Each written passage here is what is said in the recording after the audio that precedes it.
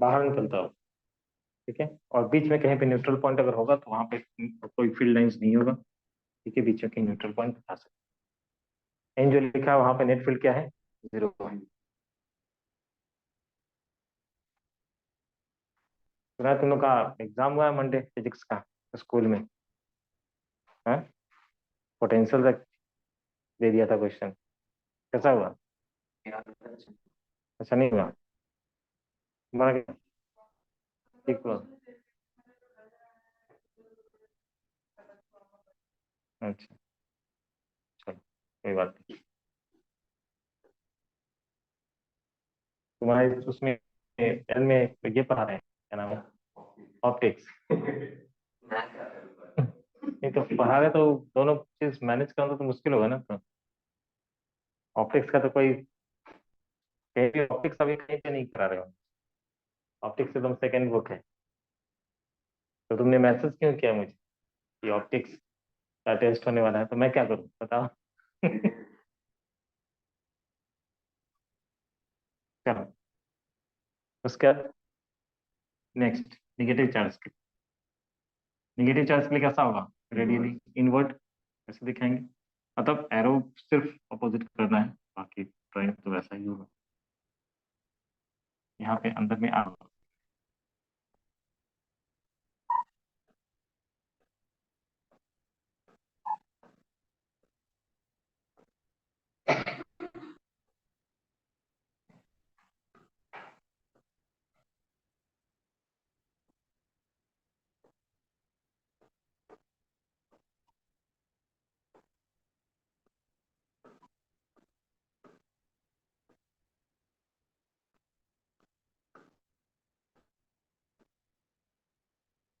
देखना है मैंने सही दिया है नहीं,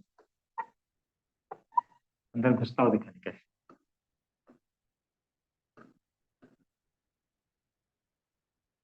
ठीक है, यहाँ पे भी अगर दोनों सेम नेचर का जाए तो बीच में कहीं पे न्यूट्रल पॉइंट।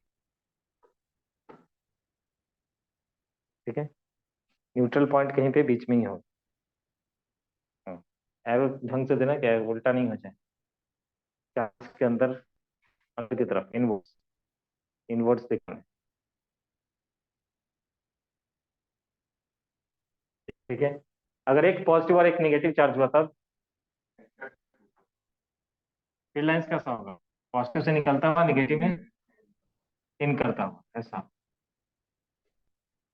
यहाँ पे ऐसा।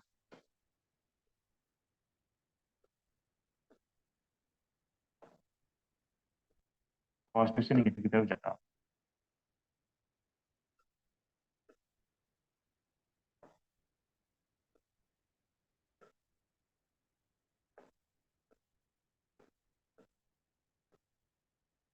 इधर में इन करता हुआ।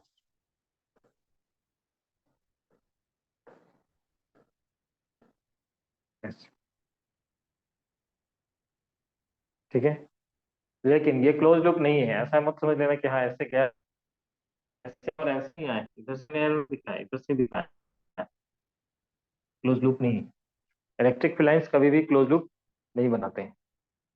ठीक है, इलेक्ट्रिक फील्ड लाइंस ये सब आएगा लिखने के लिए, तो इलेक्ट्रिक फील्ड लाइंस के क्या क्या प्रॉपर्टीज हैं वो चीज हम लोग देखेंगे अभी। तो अभी ये है कि पॉजिटिव और निगेटिव चार्ज के लिए ये दोनों इक्वल जैसा है, तो एक जैसा निकल रहा है फिर दूसरे में इन हो रहा है। ठीक है, लेकिन अगर एक जैसा नहीं हुआ, ठीक है, मतलब मैग्नीट्यूड वाइज दोनों इक्वल स्पीड का नहीं हुआ, तो फिर कैसा होगा? इस केस में बता सकते हो कि फील्ड लाइंस, चलो एक और देता हूँ। मान लेते हैं कि एक Q1 है और दूसरा Q2, और Q2 वाला जो चार्ज है वो निगेटिव। ठीक है, Q2 वाला चार्ज निगेटिव है, लेकिन Q2 का मैग्नीट्यूड कम है। मतलब जो निगेटिव चार्ज है वो, जैसे माइनस, चलो एग्जाम्पल ले लेते हैं। एक है +4 कूलम, दूसरा है -2 कूलम। तो वैसे सिचुएशन में इलेक्ट्रिक बैलेंस कैसा होगा? इलेक्ट्रिक बैलेंस वैसा सिचुएशन कैसा होगा? चलो इसके लिए ड्रॉ कर देते हैं। +4 कूलम है चार्ज, यहाँ पे -2 कूलम है चार्ज। इसके लिए इलेक्ट्रिक फील्ड लाइंस ड्रॉ करना है। अच्छा, लेकिन दोनों में equal number of field lines equal होगा? नहीं होगा।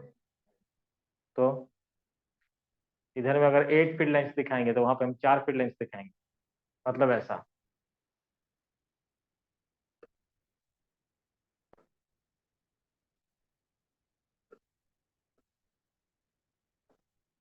ठीक है, और यहाँ से दो और निकाल, कितने हो गए? 8। ठीक है, लेकिन उधर में 4। ठीक है, और तो ये फील्ड लाइंस अगर जा भी रहा होगा ऐसे, चलो मान लेते हैं इधर में, तो इधर में कहीं पे जा रहा होगा ऐसे, मतलब इसके अंदर इन रहा है, ये फील्ड लाइंस ऐसे कहीं पे जा रहा हो, और इधर में कहीं पे जाकर के न्यूट्रल पॉइंट बना रहा हो। अब तुम सोच के देखो, यहाँ पे अगर मैं तुम्हें कहता कि न्यूट्रल पॉइंट खोजो तो क्या करते? रीजन 1, रीजन 2, रीजन 3, और जो छोटा मैग्नीट्यूड का चार्ज होता है उसके नजदीक में रखते हैं, तो थर्ड वाले रीजन में रखते हैं। न्यूट्रल पॉइंट यहाँ पे होता है, तो न्यूट्रल पॉइंट इधर में दिखाने का है, तो ऐसा होगा ड्राइंग। ठीक है, और जहाँ पे न्यूट्रल पॉइंट है वहां पे फील्ड लाइंस नहीं दिखाते हैं, तो फील्ड लाइंस यहाँ पे नहीं रहेगा कुछ, न्यूट्रल पॉइंट है नहीं। ठीक है, कभी ऐसे फील्ड लाइंस दे दे और तब पूछ दे तुमसे रेशियो, तो फील्ड लाइंस को कैलकुलेट करना, कितना यहाँ से निकला कितना है और फाइनली इसके अंदर गया कितना है, ये नहीं कि इसकी तरफ कितना है, इसके अंदर फाइनली कितना गया। ठीक है, तो अगर हमसे पूछा जाएगा इसमें Q1 Q2 का रेशियो, जो आकाश के मैथ में था एक क्वेश्चन ऐसा, Q1/Q2, तो हम क्या लिखेंगे? 4:-2, यानी कि -1/2, Q1/Q2। ठीक है, अब इलेक्ट्रिक फील्ड लाइंस बताता क्या है? क्या बताता है इलेक्ट्रिक फील्ड लाइंस? वहां जाओ, नोट्स में, नोट्स में चले। हाँ हाँ, 2:1, 2:1, -2:1। ठीक है, -2:1।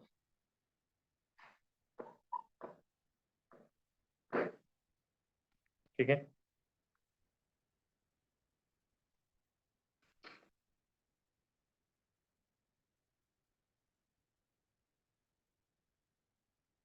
नोट्स में आ जाओ, देखो इलेक्ट्रिक फील्ड लाइंस जहाँ पे लिखा है,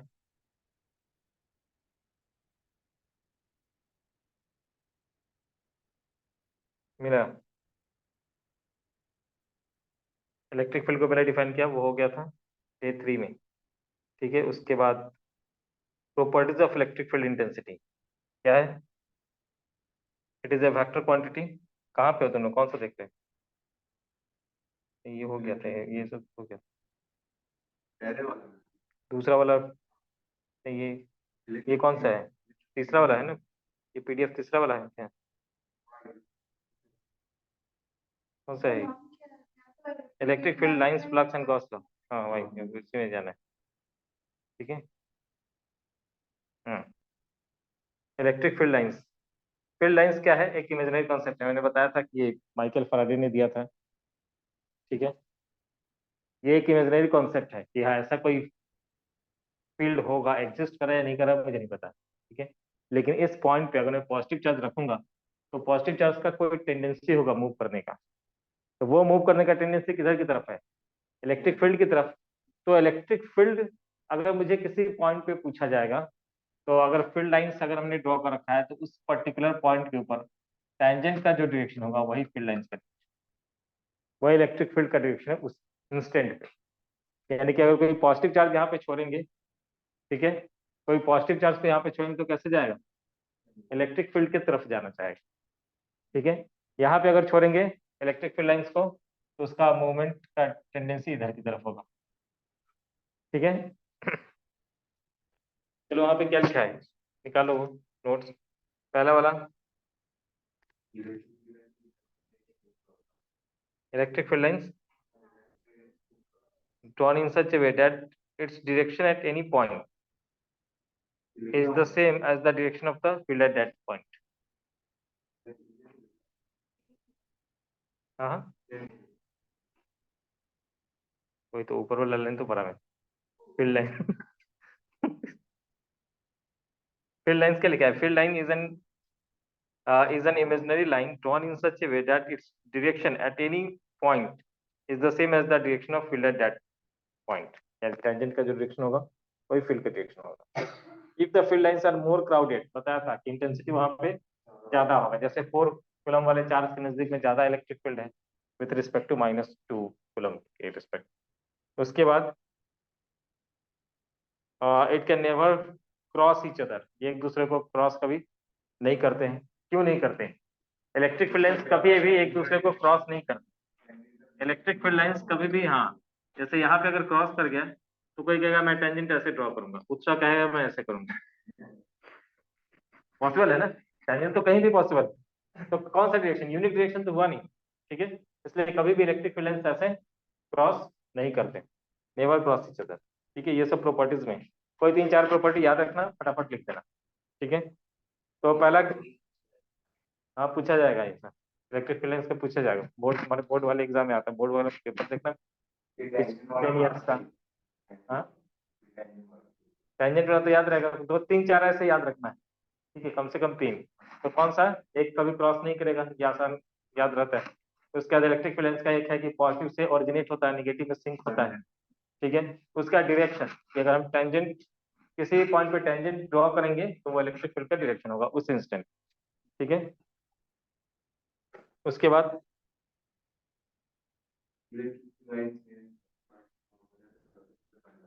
हम्म, it can never form close loops, ये तो हो गया था। उसके बाद पॉजिटिव से निकलता है, निगेटिव में टर्मिनेट होता है, ये भी हो गया था। इलेक्ट्रिक फील्ड लाइंस इन और start normally at the surface of conductor, ये भी इंपॉर्टेंट पॉइंट। ठीक है, इसका हालांकि एक्सप्लेनेशन हम लोग जब पोटेंशियल पढ़ेंगे उसमें देखेंगे, लेकिन अभी के लिए याद रखना है। कराया भी था कल एक क्वेश्चन कि अगर ये कोई कंडक्टर है, यहाँ से अगर तुम्हें फील्ड लाइंस दिखाना है तो कंडक्टर के परपेंडिकुलर ऐसे ऐसे दिखाना, फील्ड लाइंस ऐसे जा रहा होगा कंडक्टिंग सरफेस के परपेंडिकुलर। अगर यही कंडक्टर कुछ ऐसा है तो उस केस में ऐसे घुसता हुआ रेडियस के लॉन्ग बताया था, कराया था, ये भी कराया था।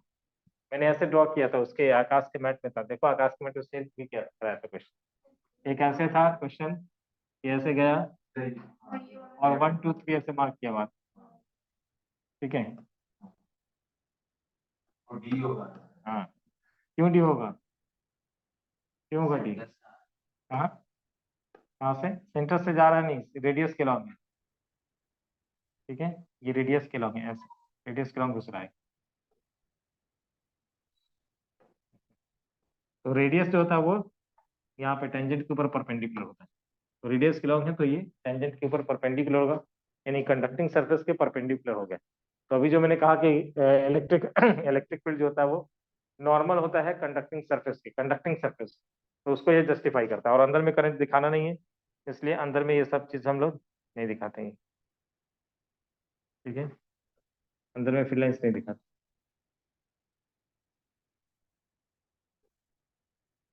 ये चारों में कौन सा है सही ऑप्शन? ठीक है, चलो आगे बढ़ते हैं। उसके बाद वो पॉजिटिव और नेगेटिव चार्ज से फील्ड लाइंस दिखाया गया है, ये हो गया। अब इलेक्ट्रिक फ्लक्स में आ रहे हैं हम लोग, इलेक्ट्रिक फ्लक्स। ठीक है, मैंने बताया था कि इलेक्ट्रिक फील्ड को कैलकुलेट करने के लिए एक इंटीग्रेशन वाला टेक्निक है, जो हमने लास्ट वाले क्लास में किया था, कुछ रिंग के ऊपर, रॉड के ऊपर चार्ज को रख करके। तो वो इंटीग्रेशन वाला टेक्निक है जिसमें एक एलिमेंट को कट करना पड़ता है, और वो एक एरिया भी हो सकता है, एक एलिमेंट लाइन एलिमेंट भी हो सकता है। दैट डिपेंड्स कि वो कैसा किस डायमेंशन में है, 1 डायमेंशन में है कि 2 डायमेंशन में है कि 3 डायमेंशन में। ठीक है, तो उसके बाद लेकिन उसमें हमेशा कुछ डीक्यू के कैलकुलेशन में, डीक्यू को जब कैलकुलेट करके सब्स्टिट्यूट करते हैं तो जो इंटीग्रेशन है, एक इंटीग्रेशन का एक पार्ट आता है। ठीक है, और वो थोड़ा टीडियस हो सकता है कि अगर डिफरेंट सिचुएशन में अगर पूछ देंगे तो वो थोड़ा कैलकुलेटिव और लंबा हो सकता है। तो इलेक्ट्रिक फील्ड कैलकुलेशन के लिए एक सिंपल जो ये इसके ऊपर सिमेट्री बेस्ड एक और कैलकुलेशन होता है, जिसको हम कहते हैं गॉस लॉ। ठीक है, गॉस लॉ से वहां पे इंटीग्रेशन होता ही नहीं है एक्चुअली, वो सिंबल मैं ऐसे लिखूंगा मैं, E dot D S equal to Q inside by epsilon naught. लेकिन ये इंटीग्रेशन हाथी का दांत है। ठीक है, हाथी का दांत मतलब सिर्फ दिखाने के लिए है। ठीक है, ये खाने के लिए नहीं है। हाँ, हाँ होल क्यों, होल नहीं है, ये क्लोज इंटीग्रल मैं बोलने ही वाला था इसके बाद, पूछ दिया उसने। इस इंटीग्रेशन का ऐसा नहीं कि ये कोई स्पेशल इंटीग्रेशन है, ऐसा भी नहीं। ये क्लोज सरफेस के लिए इंटीग्रल होता है। गॉसियन सरफेस एक क्लोज सरफेस है, उसको बताने के लिए सर्कुलेशन अंदर में डाल दिया था। इंटीग्रेशन एक्चुअल में अगर होता भी तो ये सिंपल इंटीग्रेशन नहीं होता, ये सिर्फ क्लोज सरफेस के लिए आया है। ठीक है, तो इससे घबराने का नहीं है, ये सिर्फ दिखाने के लिए। लिखने के लिए जब आएगा गॉस लॉ तो ऐसे लिख देना। ठीक है, आएंगे हम लोग इसके ऊपर। तो गॉस लॉ, अब जब भी कोई साइंटिस्ट कोई नया चीज बताता है तो उससे रिलेटेड कुछ टर्म को वो डिफाइन करता है। तो इन्होंने गॉस लॉ बताने से पहले फ्लक्स एक चीज लेकर के आए। ठीक है, तो इलेक्ट्रिक फ्लक्स हम लोग स्टार्ट करेंगे कि इलेक्ट्रिक फ्लक्स क्या होता है, और उसके बाद इलेक्ट्रिक फ्लक्स के बाद फिर हम लोग गॉस लॉ में आएंगे। ठीक है,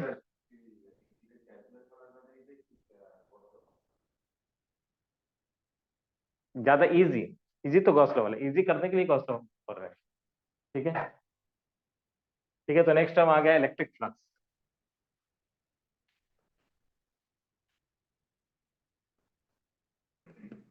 इलेक्ट्रिक फ्लक्स,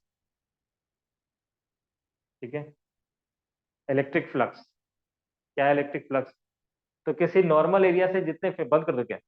हाँ, रखो अपने पास, जब जरूरत हो ऑन कर दे, ऑन कर दो। इलेक्ट्रिक फ्लक्स, ठीक है, इलेक्ट्रिक फ्लक्स हम लोग किसको कहेंगे? हाँ ऐसा नहीं कि बाहर का टेम्परेचर से लो, ऐसा नहीं है ना। ठीक है, इलेक्ट्रिक फ्लक्स, इलेक्ट्रिक फ्लक्स उसको कहते हैं तो किसी पर्टिकुलर एरिया से, नॉर्मल एरिया से कितने फील्ड लाइंस पास कर रहे हैं। ठीक है, जैसे मान लो कि एक बुक है। ठीक है, मैं कहूंगा कि इससे कितने फील्ड लाइंस ऐसे जा रहा है, ऐसे ऐसे जा रहा है फील्ड लाइंस, इस एरिया से कितना पास कर रहा है? एक भी नहीं। अरे फील्ड लाइंस तो ऐसे जा रहा है ना। ठीक है, ऐसे अगर जा रहा तो फील्ड लाइंस पास करता है। इस एरिया से कितना पास कर रहा है? फील्ड लाइंस ऐसे जा रहा है तो इस एरिया से एक फील्ड लाइंस पास नहीं कर रहा है।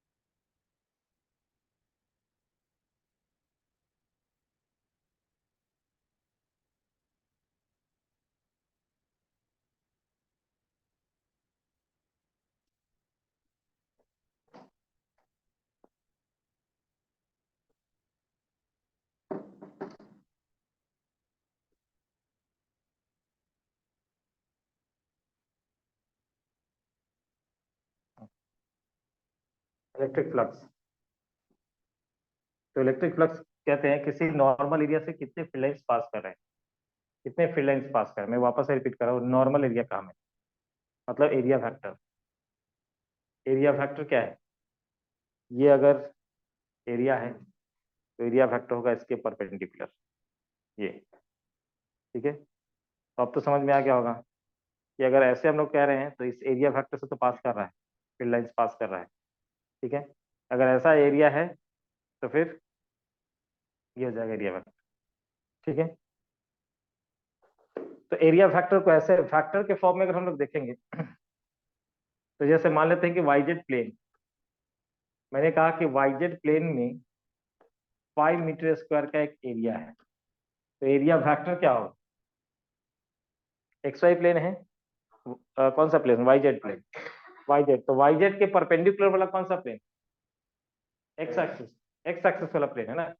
तो एक्स एक्सिस के लंग जो फैक्टर होता है उसको हम आई कैप से लिखते हैं, तो तुम ऐसे लिखोगे एरिया फैक्टर लिख दोगे ऐसे, 5 i कैप।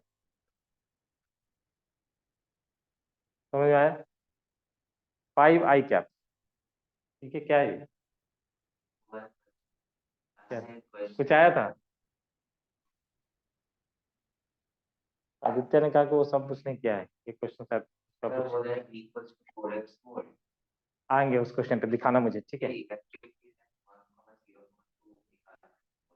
क्या था? देखो 9 वाला। द इलेक्ट्रिक पोटेंशियल डिस्ट्रीब्यूटेड, अच्छा ये अभी दूर में, ये कुछ नहीं है, इसको डिफरेंशिएट करना है, ठीक है, और ये वैल्यू सब्स्टिट्यूट कर देना है। सिर्फ इसको डिफरेंशिएट करना था, minus of dv by d x. तो कितना हो जाता है? -8x, और x का वैल्यू -8, -8 न्यूटन पर कूलम या वोल्ट पर मीटर, इसका आंसर होता है। बस डिफरेंशिएशन करके कितना मार्क्स रहता है? आएंगे उसके पास, ठीक है। तुम लोग का हुआ नहीं था एक्चुअली, क्वेश्चन टफ नहीं था, उसने पूरा कर लिया था। वो कैपेसिटर में चल रहा है अभी, आदित्य का कैपेसिटर चल रहा है, मतलब खत्म होने का है कैपेसिटर, तो उसने पूरा कर लिया। उसने कहा कि सब क्वेश्चन हो गया, तो उसने कोई एक क्वेश्चन बताया मुझे, उसका आंसर शायद रॉन्ग हुआ है। वो क्या क्या था वो? इलेक्ट्रोस्टैटिक फील्ड लाइंस वाला एक क्वेश्चन था ना, कि वो इलास्टिक मेम्ब्रेन की तरह बिहेव करता है। वो तो सर क्लास में डिस्कस किए थे। हाँ, तो कहा कि वो मुझे ठीक से याद नहीं। क्लास में डिस्कस किए थे। कैसे लिखना है वो, और वो कॉमन क्वेश्चन, मैंने कहा कि स्कूल में बहुत पूछा जाता है, तो कहा कि वो मैं ध्यान देता नहीं हूँ क्लास में, इसलिए छूट गया मेरा वो। नहीं, उसने बताया, मैंने पूछा कि छूट क्यों गया, ये तो बहुत, ये कॉमन क्वेश्चन है जो जनरली स्कूल में पूछे जाते हैं, ठीक है। लिखा हुआ है, मैंने दिखाया उसको, मैंने बुक खोल के भी दिखाया कि अच्छे से दिया हुआ है। तो कहा कि वो एक रॉन्ग है, बाकी सब ठीक। हाँ, 1 मार्क का, तो वही कहा कि 1 मार्क का वही, बाकी सब ठीक। इलेक्ट्रिक फ्लक्स, तो इलेक्ट्रिक फ्लक्स हम लोग क्या कहेंगे? The number of field lines passing through normal area, ठीक है। Number of field lines proportional है किसके? Electric flux is proportional to number of field lines passing through normal area, ठीक है। अब इसको हम जब डिफाइन करेंगे मैथमेटिकली, तो ऐसे लिखते हैं, ध्यान से सुनना और समझना इस चीज। ई डॉट ए क्यों लिखा है ऐसा? ई ए कॉस थीटा, या ई डेल्टा एस कॉस थीटा। अगर तुमने डेल्टा एस लिखा है, क्योंकि बुक के अंदर वो डेल्टा एस होता है, चलो ठीक है, तो ई डेल्टा एस ऐसा लिख सकते हैं। डेल्टा एस यहाँ पे एरिया वेक्टर है, ठीक है, तो E delta S cos theta ऐसा लिखते हैं। अब ध्यान से सुनना है, क्योंकि इसी में इसके ऊपर बहुत सारा क्वेश्चन बन सकता है। डेल्टा एस कॉस थीटा जो मैंने लिखा है, ये क्या है? डिफरेंस इन एरिया नहीं, वो तो एरिया है, ठीक है। कैसा एरिया है?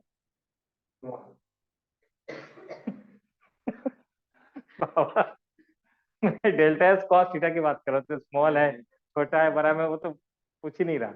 ये प्रोजेक्टेड एरिया है, ठीक है, ये प्रोजेक्टेड एरिया है। देखो तुम लोगों ने डॉट प्रोडक्ट पढ़ा था सर, ये कोई वेक्टर है ए, और ये कोई वेक्टर बी, तो ए डॉट बी को कैसे लिखते हो? ए बी कॉस थीटा, यही पढ़ा था ना?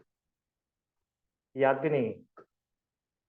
यही पढ़ा था ना, A dot B A B cos, मतलब बी का प्रोजेक्शन ए के ऊपर, बी का प्रोजेक्शन मतलब उधर से टॉर्च जलाना है ऐसे, और जो शेडो का लेंथ बनेगा ये है बी कॉस थीटा, ये है बी कॉस थीटा। प्रोजेक्शन इसी को कहते हैं, प्रोजेक्शन हमेशा कॉस कंपोनेंट होता है। मतलब कुछ एग्जांपल में मतलब दे रहा हूं, तुम बताने कि उसका एरिया फैक्टर, प्रोजेक्टेड एरिया कैसा दिखेगा। एक स्फीयर है, स्फीयर का प्रोजेक्टेड एरिया कैसा दिखेगा? ये समझ लिया तो बहुत काम तुम्हारा आसान हो जाएगा, न्यूमेरिकल फटाफट बनेगा। प्रोजेक्टेड एरिया कैसा होगा स्फीयर का? स्फीयर लो, टॉर्च जलाओ इधर से, शैडो कैसा बनेगा? Circle, projected area circle. तो वहां पे डेल्टा एस कॉस थीटा लिखने में नहीं जाएंगे, सीधा सर्कल का एरिया पकड़। समझ में आ रहा है? इस चीज को समझना जरूरी है, क्योंकि मैथमेटिकली हम ऐसा लिख रहे हैं, इसका एक्चुअल मीनिंग क्या है, क्या बताना चाह रहे हैं? कोई कोन है, कोन, कोन का प्रोजेक्टेड एरिया कैसा दिखेगा? ट्रायंगल, ठीक है। कोन का प्रोजेक्टेड एरिया ट्रायंगल दिखेगा, ठीक है। तो ट्रायंगल के एरिया से मल्टीप्लाई करते हैं, डेल्टा एस कॉस थीटा वहां पे ढूंढने नहीं जाना है, ठीक है। कोई कौन से पूछेगा कि फ्लक्स कितना पास कर रहा है, तो उसका प्रोजेक्टेड एरिया जो लिखेंगे हम लोग ऐसा लिखेंगे, ठीक है। तो E delta S cos theta, क्योंकि मैथमेटिकली डॉट प्रोडक्ट में हम डेल्टा एस कॉस थीटा को ई डॉट डेल्टा एस ऐसा लिखते हैं, इसलिए हम लोगों ने सिर्फ उसको डॉट प्रोडक्ट दिखाया है। बेसिकली ये इलेक्ट्रिक फील्ड प्रोजेक्टेड एरिया से कितना इलेक्ट्रिक फील्ड जा रहा है उन दोनों का मल्टीप्लीकेशन, इसलिए कहा कि electric flux is proportional to number of field lines passing through normal area. ठीक है, E delta S cos theta. देखो वहां पे नोट्स में आ जाओ।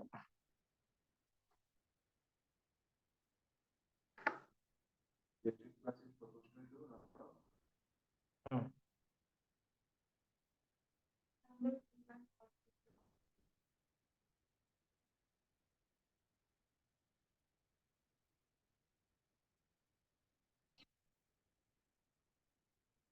हम्म।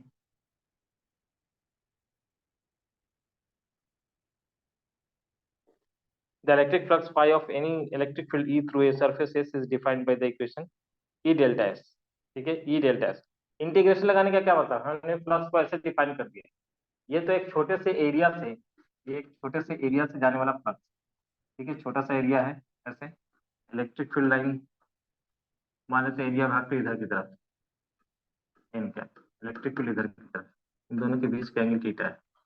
तो क्या लिखेंगे, इस ई डेल्टा एस कॉस थीटा, मतलब इस छोटे से एरिया के नॉर्मल एरिया से जितने फील्ड लाइंस पास करें वो हमने लिख दिया, इन सब का अगर सम करेंगे तो क्या करना पड़ेगा, उसी को हम इंटीग्रेशन करते हैं।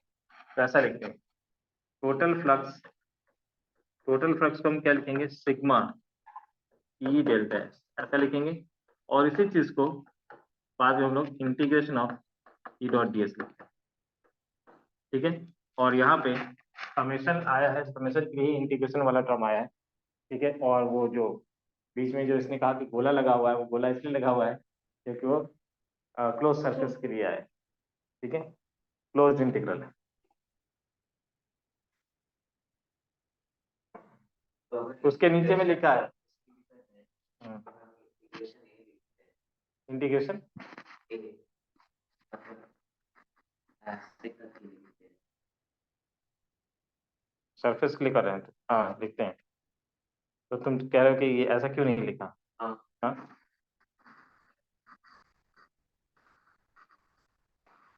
डिफरेंशिएशन ऐसे भी लिखते हैं। ठीक है, और डिफरेंशिएशन को ऐसे भी लिखते हैं, डिफरेंशिएशन को ऐसे भी लिखते हैं, तुम्हारी मर्जी तुम जो लिख। ठीक है, स्कूल का नाम ये है, घर का नाम ये है, बाहर दोस्त उसको कुछ और नाम से बुलाता है। ठीक है, प्रेजेंटेशन है, तुम्हारी मर्जी, कर सकते हैं, कोई दिक्कत नहीं, लेकिन बता देना पड़ेगा। ठीक है, यहाँ पे क्लोज सरफेस का बहुत बड़ा रोल है, मैं आगे जब डिस्कस करूंगा गॉस लॉ में आऊंगा तो बताऊंगा। क्लोज सरफेस होना जरूरी है, क्लोज सरफेस नहीं हुआ हमें जबरदस्ती एक इमेजिनरी सरफेस रखना पड़ेगा उसको क्लोज बनाने के लिए। हाँ होना चाहिए, रेडी फिगर होना चाहिए। ठीक है, बाद में जब एम्पियर लॉ में जाते हैं मैग्नेट में, तो वहां पे लाइन इंटीग्रल होता है, मतलब एक लूप लेना पड़ता है, तो लूप वहां भी ऐसा ही दिखाते हैं, क्लोज लूप है इसलिए दिखाना पड़ता है। ठीक है, चलो, तो flux phi equal to E delta S, उसी को हम ई डी एस ऐसा भी लिखते हैं। ठीक है, क्लियर,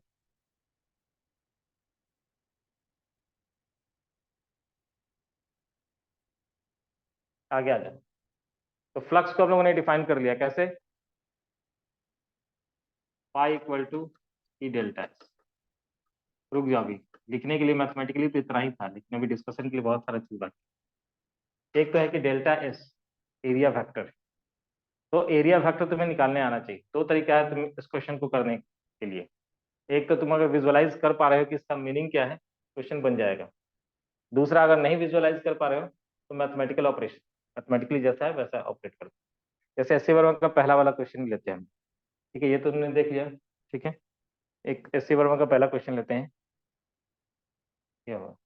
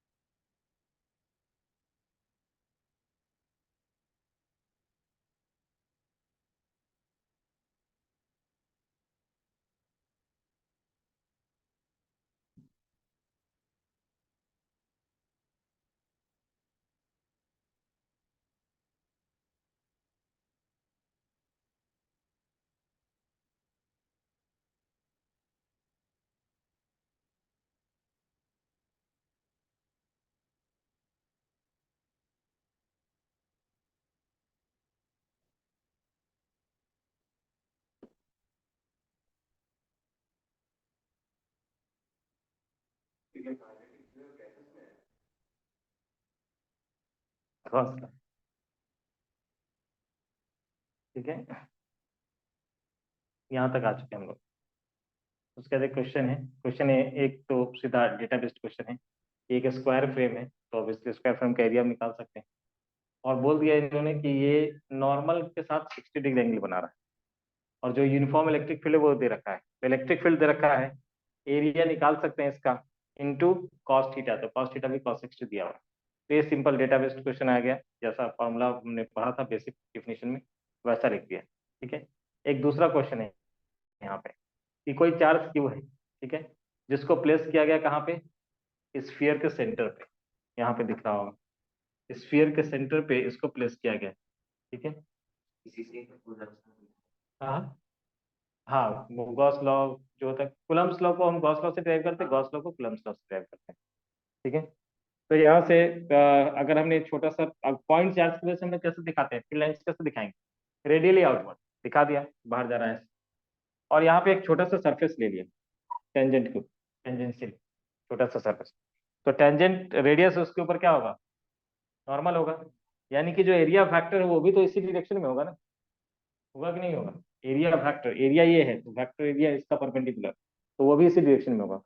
तो E into delta S into cos, दोनों का डायरेक्शन सेम है इसलिए कॉस जीरो लिखा।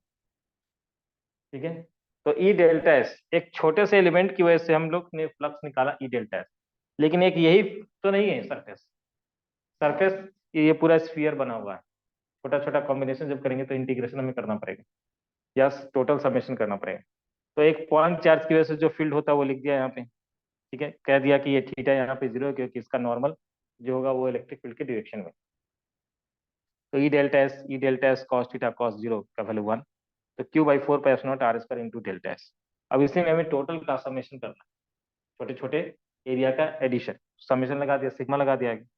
अब सिग्मा अगर हम करेंगे भी, ठीक है, Q by four pi epsilon not बाहर चलाया, और सिग्मा अगर हम करें तो सिग्मा किसका हो रहा है, डेल्टा एस का, डेल्टा एस का समेशन, छोटे छोटे एरिया का समेशन करने क्या मिल जाएगा, स्फीयर, बड़ा सा स्फीयर, टोटल वही होगा ना, तो बड़ा स्फीयर का सीधा लिख दिया एरिया, तो क्या हो गया फोर पाई आर स्क्वायर, गया ये four pi R square cancel, Q by epsilon, ये तो गॉस लॉ है, यही है ना, total flux equal to Q inside by epsilon, पर रखा है ना, Q inside by epsilon naught. ठीक है, ये तो गॉस लॉ। ठीक है, तो यहाँ पे क्यू बाई एप्सिलॉन ये भी आया किसके लिए, फ्लक्स के लिए, तो फ्लक्स का दो फॉर्मूला है, एक आ गया ई डेल्टा एस, ई डेल्टा एस कॉस थीटा, एक हो गया ई डॉट डी एस, एक ही हो गया, दूसरा फॉर्मूला है E delta S cos theta, तीसरा फॉर्मूला आया क्या, क्यू बाई एप्सिलॉन। ठीक है, एक और क्वेश्चन जो विजुअलाइजेशन बेस्ड, ये क्वेश्चन, क्वेश्चन ये है कि एक एक हम लोगों ने एक यूनिफॉर्म फील्ड एग्जिस्ट करा है स्पेस में, find the flux of this field through a cylindrical surface with the axis parallel to the field, axis parallel to the field, ये चाहिए।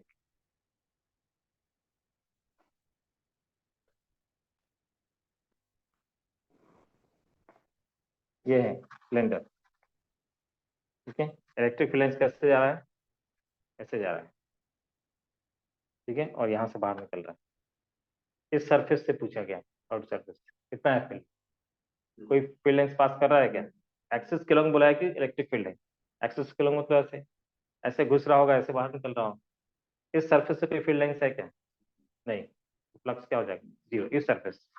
ठीक है, अब एक और चीज,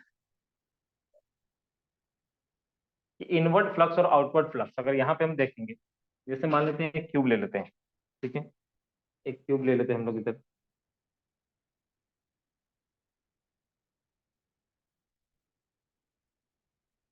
ठीक है,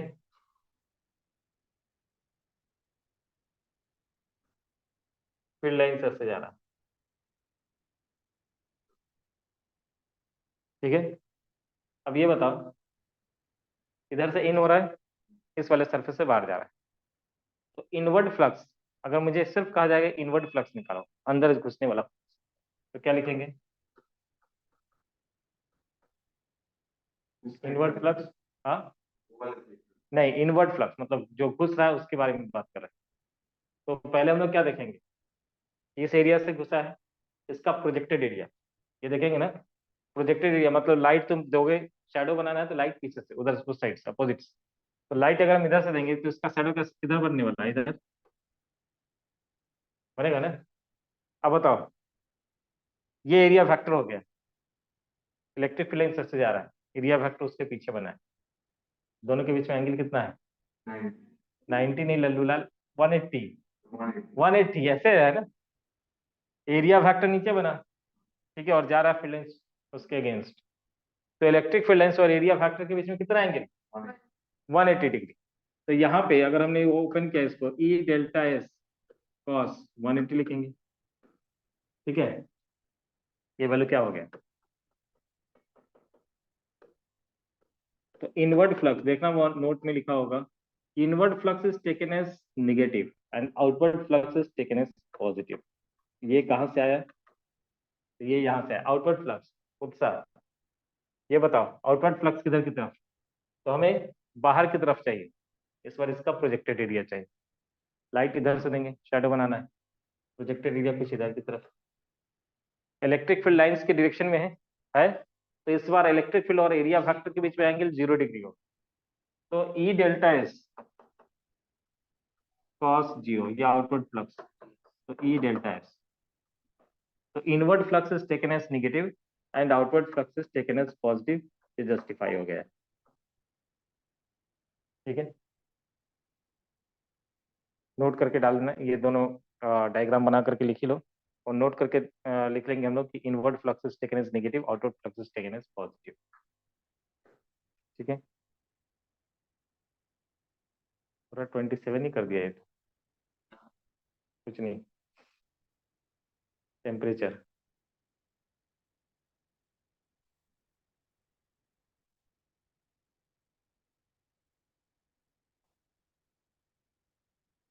वहां बैठने पर लगता है एक्चुअली, सीधा है स्ट्रेट, ठीक है यहाँ तक।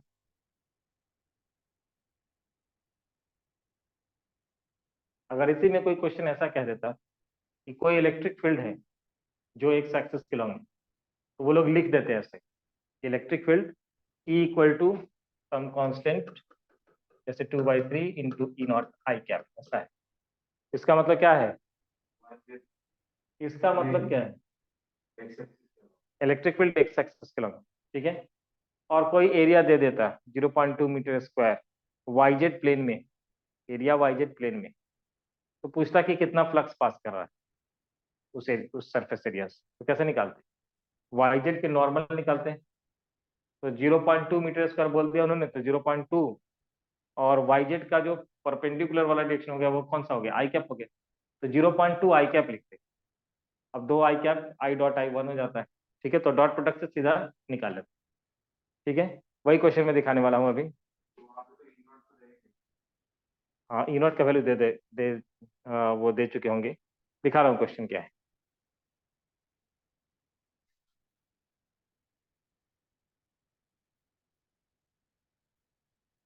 क्वेश्चन है इसकी, इन्हीं का फर्स्ट वाला क्वेश्चन,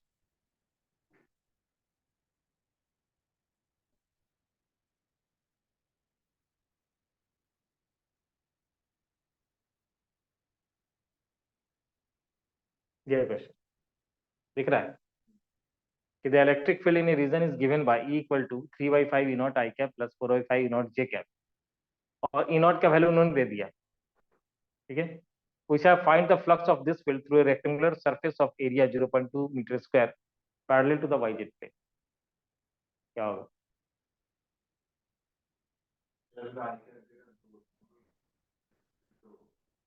आई cap J cap, hmm, Y axis भी है, तो तुम्हें उससे क्या लेना देना है, दुनिया भर का इन्फॉर्मेशन देंगे, लेकिन हमारे काम का इन्फॉर्मेशन क्या है, आई कैप, आई कैप से हमें मतलब है, राइट, एकदम सही, आई कैप, क्यों, क्योंकि वाईजेड प्लेन के पैरेलल परपेंडिकुलर में आई कैप होगा, तो जो एरिया फैक्टर है हमारा आई कैप के राउंड, तो डॉट प्रोडक्ट में क्या होता है, आई आई वाले से मतलब रखेगा, जे जे वाले से, जो नहीं है वो खत्म, या फिर कोई दूसरा है तो वो भी जीरो, ठीक है, तो आई वाला कंपोनेंट ये है, ठीक है, तो किसी ने अगर ये देखा कि चलो एरिया वाईजेड प्लेन वाईजेड के परपेंडिकुलर ऐसा, ऐसा समझ। हाँ गेट, गेट का हाँ हाँ जेड एक्सेस लाइन उसके परपेंडिकुलर। ठीक है, मान लो कि ऐसे है। ठीक है, ये वाई जेड प्लेन। ठीक है, ये वाई जेड प्लेन और इलेक्ट्रिक फील्ड जा रहा है कैसे? इलेक्ट्रिक फील्ड कैसे जा रहा है? एक्स एक्सिस के लॉन्ग इलेक्ट्रिक फील्ड ऐसे जा रहा है और एरिया फैक्टर हमने ये वाला लिया है। ठीक है, क्योंकि एरिया फैक्टर कहेंगे तो किधर की तरफ होना चाहिए? आई कैप के लॉन्ग होना चाहिए। ठीक है, तो ये एरिया एरिया ये हुआ, एरिया फैक्टर हो जाएगा आई कैप के लॉन्ग, एरिया ये हो गया। तो इससे कितने फील्ड लाइंस पास कर रहे हैं? तो सीधा हम क्या देखेंगे कि इलेक्ट्रिक फील्ड यहाँ से कितना जा रहा है इनटू एरिया। तो विजुअलाइज जो करेगा वो सीधा इसमें से ये वाला पार्ट लेगा 3/5 E0 और एरिया को मल्टीप्लाई कर देगा खत्म। जिसने कहा कि नहीं हम मैथमेटिकली करेंगे तो वो क्या करेगा, दिस इसको एरिया फैक्टर में कन्वर्ट करेगा और फिर इसके साथ डॉट निकालेगा। ठीक है, तो फ्लक्स बेसिकली क्या है? फ्लक्स है कि कितने फील्ड लाइंस पास करें किसी एरिया से, नॉर्मल एरिया से। ठीक है, जिसको ये समझ में आ गया वो बिना कोई मैथमेटिक्स लगाए वो निकाल लेगा। कैसे? तो ये सीधा यहाँ से निकाला कि एक्स एक्सिस के लॉन्ग जो हमें इलेक्ट्रिक फील्ड उससे मतलब है, वाई एक्सिस के लॉन्ग इलेक्ट्रिक फील्ड से मतलब नहीं। एक्स एक्सिस के लॉन्ग ये है और वाई जेड प्लेन के परपेंडिकुलर यानी कि आई कैप के लॉन्ग जो एरिया है वो 0.2, तो 0.2 इंटू 3/5 E0 आंसर आ गया। ठीक है, नहीं किसी ने कहा कि मैं पूरा मैथमेटिक्स से बनाऊंगा तो वो क्या करेगा, इसको ऐसे लिखेगा area vector delta S equal to 0.2 I cap, फिर इन दोनों का डॉट निकलेगा। तो डॉट में भी आई आई वाला मल्टीप्लाई होगा, आई जे और आई तो जीरो हो जाता है। ठीक है, तो यहाँ से भी वही आंसर आना है। ऐसे विजुअलाइज करके जो बनाएगा उसके लिए भी आंसर सेम ही रहेगा। करके बताओ कितना होगा। लिख दो पर एस भी क्वेश्चन नंबर 1।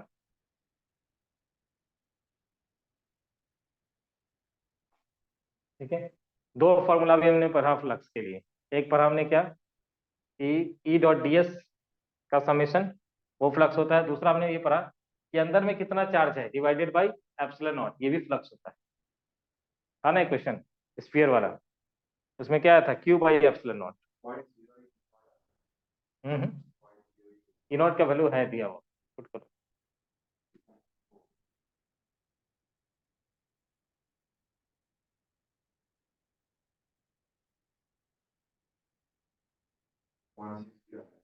कितना ना 1/6 × 40 होना चाहिए। 6/5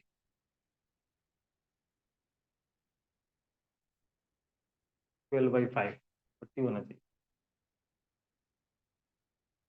क्या है उत्तर?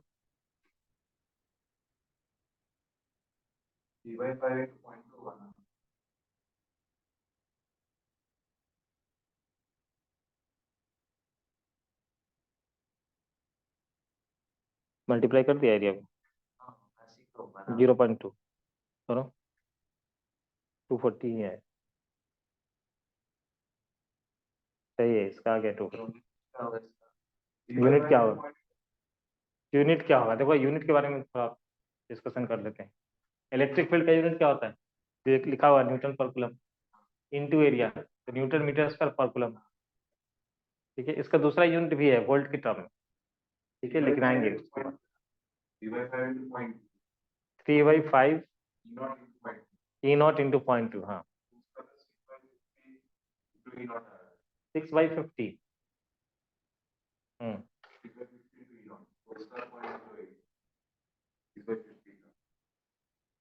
कहाँ से? 3/5 इंटू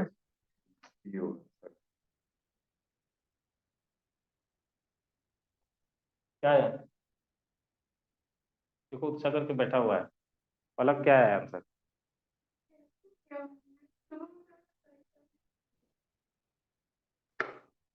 एरिया क्या लिखा था हमने? एरिया को लिखो या वेक्टर के फॉर्म 0.2 आई कैप लिख दो, फिर डॉट प्रोडक्ट निकाल दो, जैसे कर दो दोनों से हम। ठीक है, एक और है दूसरा वाला क्वेश्चन। दूसरा वाला क्वेश्चन दूसरे वाले एग्जाम्पल पे कि net charge divided by epsilon not. क्या बोला है कि कोई चार्ज क्यू है जो कि यूनिफॉर्मली डिस्ट्रीब्यूटेड है इस रॉड के ऊपर, और उतना ही इस रॉड का जो लेंथ है उतना ही लेंथ का एक क्यूब भी है। ठीक है, इस रॉड को रखा है ऐसे कि इसके इसका एक एंड जो है वो उसके सेंटर पे है। मतलब रॉड आधा ही होगा उसके अंदर, आधा तो बाहर होगा। तो अंदर में कितना चार्ज? क्यूब के अंदर टोटल इसके ऊपर क्यू चार्ज था और आधा रॉड ही अंदर गया, तो अंदर में क्यूब के अंदर कितना चार्ज? क्वेश्चन सामने में है, देखो नंबर 2, क्वेश्चन नंबर 2।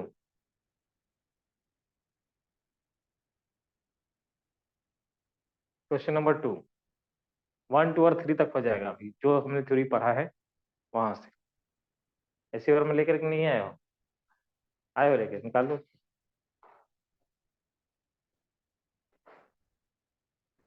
ऐसे और का सारा क्वेश्चन यहीं पे खत्म करा दूंगा, ठीक है? उसके अलावा तुम्हारा जो मैच वैट का क्वेश्चन होगा वो सब तो रहेगा। पहला है क्वेश्चन, पहला क्वेश्चन हो गया, दूसरा क्वेश्चन हम लोग करते हैं। ये हम्म, क्या है? यहाँ पे हम लोग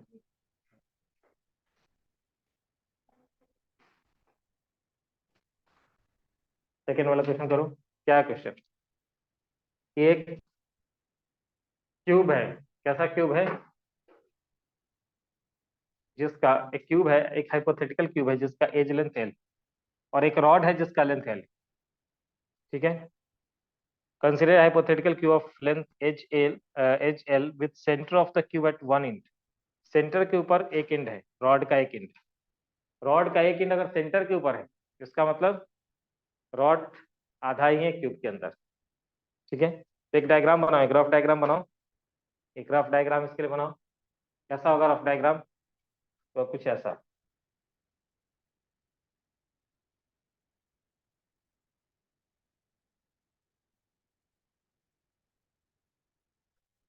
ये क्यूब हमने बना लिया, ठीक है?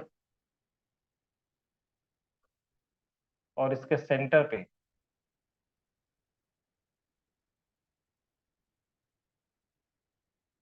ठीक है, इसके सेंटर पे, इसके सेंटर पे एक इंड रखना है, मतलब उसका रॉड का एक इंड होना चाहिए। दोनों का लेंथ अगर इक्वल है तो कितना चार्ज अंदर में? अब देखो यहाँ पे डिपेंड करेगा क्वेश्चन में कि हम कौन सा फॉर्मूला यूज करेंगे, और डिपेंड करेगा क्वेश्चन के इन्फॉर्मेशन पे। यहाँ पे इन्फॉर्मेशन किसके बारे में? चार्ज के बारे में। तो फ्लक्स निकालना है और चार्ज के बारे में इन्फॉर्मेशन है, तो चार्ज वाला जो फॉर्मेट है क्यू बाई एप्सिलॉन नॉट, उस पर हम सोचेंगे, ठीक है? तो फ्लक्स जब हमें कहा जाएगा तो यहाँ पे इलेक्ट्रिक फील्ड इन सब का कोई डिस्कशन नहीं, इसलिए ई डॉट डी एस वो लिखने का कोई मतलब नहीं। क्यू बाई एप्सिलॉन, क्यू कहाँ पे? Inside the person surface. कितना है? क्यू बाई टू है, आधा चार्ज है। टोटल रॉड के ऊपर क्यू था, आधा ही रॉड अंदर में है, इसलिए क्यू बाई टू चार्ज। खत्म, आगे आंसर।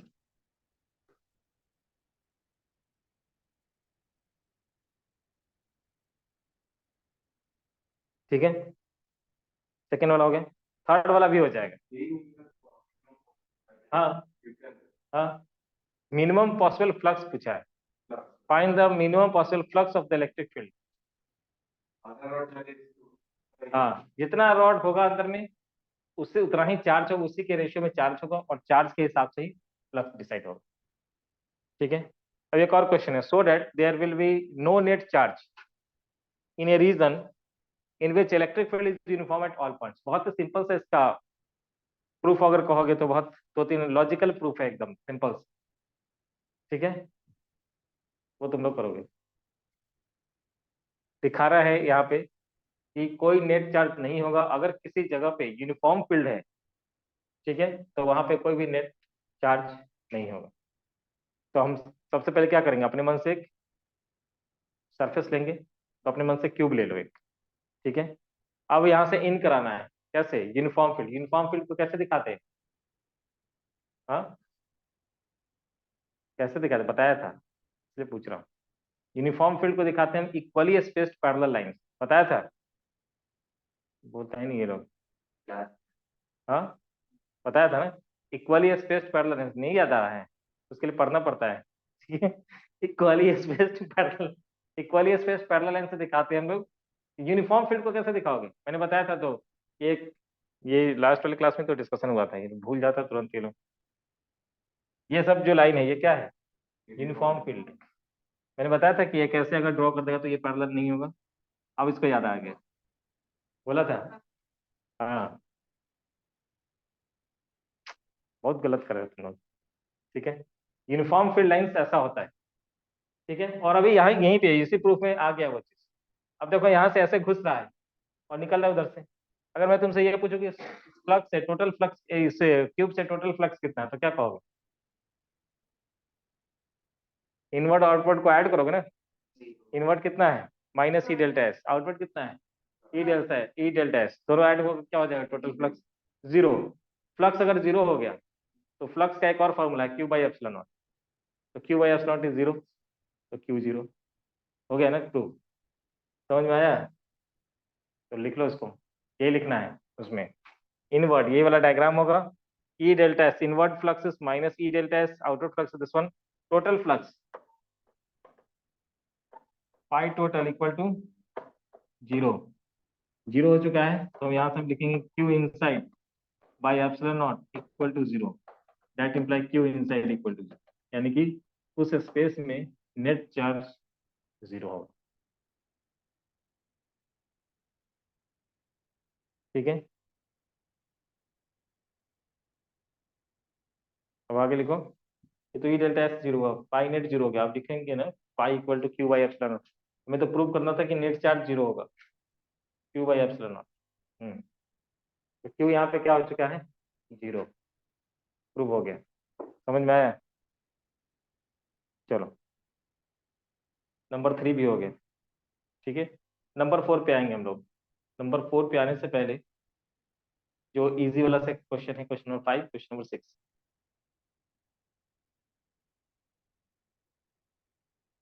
क्वेश्चन नंबर 5 में क्या पूछा गया? चलो 5 तक ही, उसके बाद हम वापस थ्योरी में आ जाएंगे। क्वेश्चन नंबर 5 में क्या पूछा गया है? हाँ, कि एक क्यू चार्ज को क्यूब के सेंटर पे रख दिया है और पूछ रहा है कि पूरा क्यूब से कितना फ्लक्स जाएगा, कितना होगा? क्यू बाई एप्सिलॉन नॉट, खत्म। इनसाइड में चार्ज कितना है डिवाइडेड बाई एप्सिलॉन नॉट, ये तो हमने पढ़ा है। ठीक है, तो अंदर में कितना चार्ज? क्यू है, सेंटर पे रखा हुआ है, तो क्यू बाई एप्सिलॉन नॉट, यही टोटल फ्लक्स। अगर उन्होंने ऐसा पूछा होता, रुक जाओ, जो नेक्स्ट वाले में क्वेश्चन में उन्होंने ऐसा पूछा होता, ठीक है, उन्होंने पूछा होता कुछ ऐसा।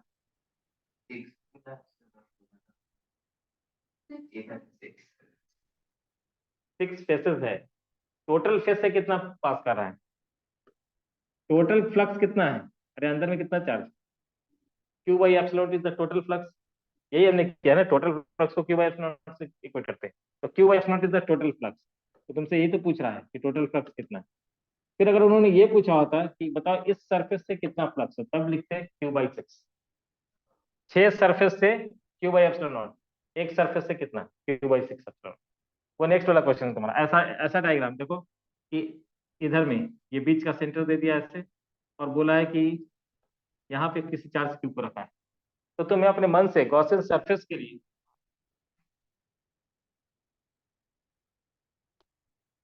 तुम्हें अपने मन से गॉसियन सरफेस के लिए पूरा ये ड्रॉ कर लेना पड़ेगा। क्या? गॉसियन सरफेस बना लेना पड़ेगा, हाइपोथेटिकल सरफेस, क्लोज सरफेस। मैंने क्या कहा था? किसका रोल है आगे बताऊंगा। किसका? इंटीग्रेशन जो गोला लगाते हैं, क्लोज सरफेस होना चाहिए, चाहे वो, लेकिन कैसा होना चाहिए? Close surface. तो क्लोज सरफेस तो है नहीं, जैसे एक प्लेट रख दिया, तुमसे पूछ रहा है कि बताओ यहाँ पे अगर हम चार्ज रखेंगे तो कितना फ्लक्स होगा इस सरफेस। तो क्लोज तो है नहीं, तो क्या करेंगे? इसको क्लोज करेंगे। ऐसा ही ऊपर से रख दिया क्यूब। ठीक है, इस पूरे क्यूब से कितना जा रहा है? Cube by epsilon. क्यूब का तो एक ही फेस है ना ये, एक फेस से कितना जा रहा है? 6 फेस से क्यूब बाई एप्सिलॉन, तो 1 फेस से कितना? समझ में आ रहा है?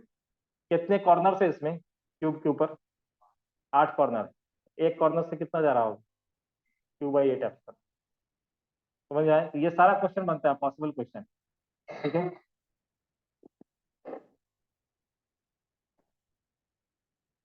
चलो आगे बढ़ते हैं। अभी तक हम लोग फ्लक्स में थे। फ्लक्स के बाद आगे हम लोग, नहीं गॉस सिस्टम में आने से पहले भी कुछ और चीज पढ़ना है। सॉलिड एंगल, एंगल ये सब क्या है? ठीक है, एंगल और सॉलिड एंगल, ये दो चीज क्योंकि इसका जरूरत है। सॉलिड एंगल किसको कहते हैं?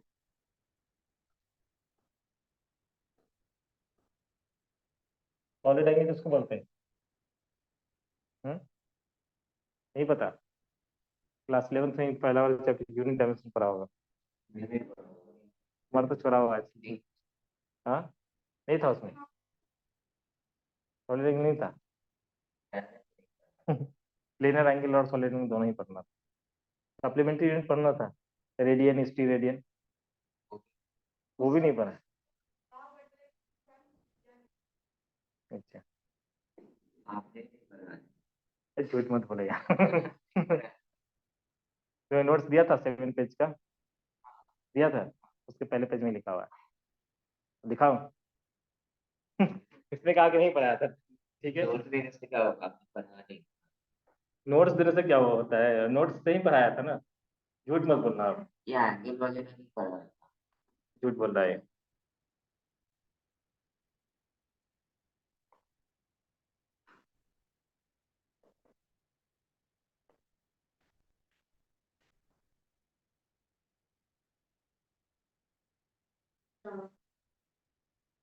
हम्म, अच्छा, उसको भी तो दिया था, है पहले पेज में, यूनिट डायमेंशन के नोट्स दिया था या नहीं दिया।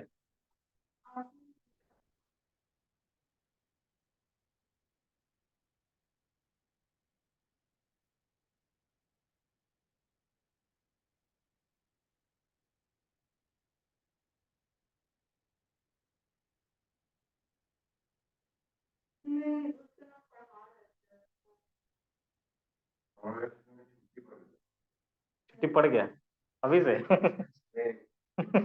अभी से हो गया छुट्टी, तुम लोग के स्कूल का तो नहीं हुआ है। हम्म? हाँ दिन भी दे। दिन में कर सकते हो, मुझे कोई दिक्कत नहीं, तुम लोग सब तैयार हो जाओ, मुझे मेरा कोई इशू नहीं है। सेकेंड, तुम्हारा कुछ ज्यादा ही लंबा छुट्टी हो गया, तुम्हारा क्या कब तक है तुम लोग का। गवर्नमेंट अभी नहीं बोला है, हीट वेव था तब गवर्नमेंट, तो हीट वेव तो हट गया, तो मौसम ठंडा हो गया, तो भाई AC 27 पे चला रहा है। अभी क्यों छुट्टी होना है, मई में तो जनरली 15।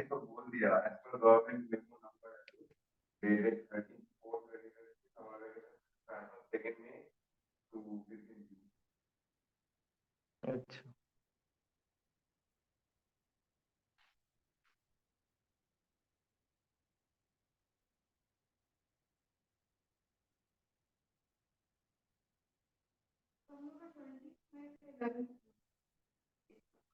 कब से है। 20 20th, और उसमें ये लोग का एक्स्ट्रा क्लास लगाएगा छुट्टी में। हाँ,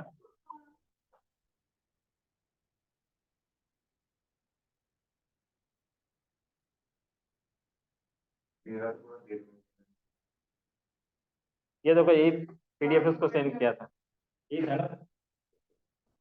हाँ, हाँ, इसे पहले वाले में ही देखो, पहले पेज में ही सेकंड पॉइंट पे सप्लीमेंट्री यूनिट एंड रेडियन और स्टेडियन एंगल और सॉलिडिंग लिखा हुआ है।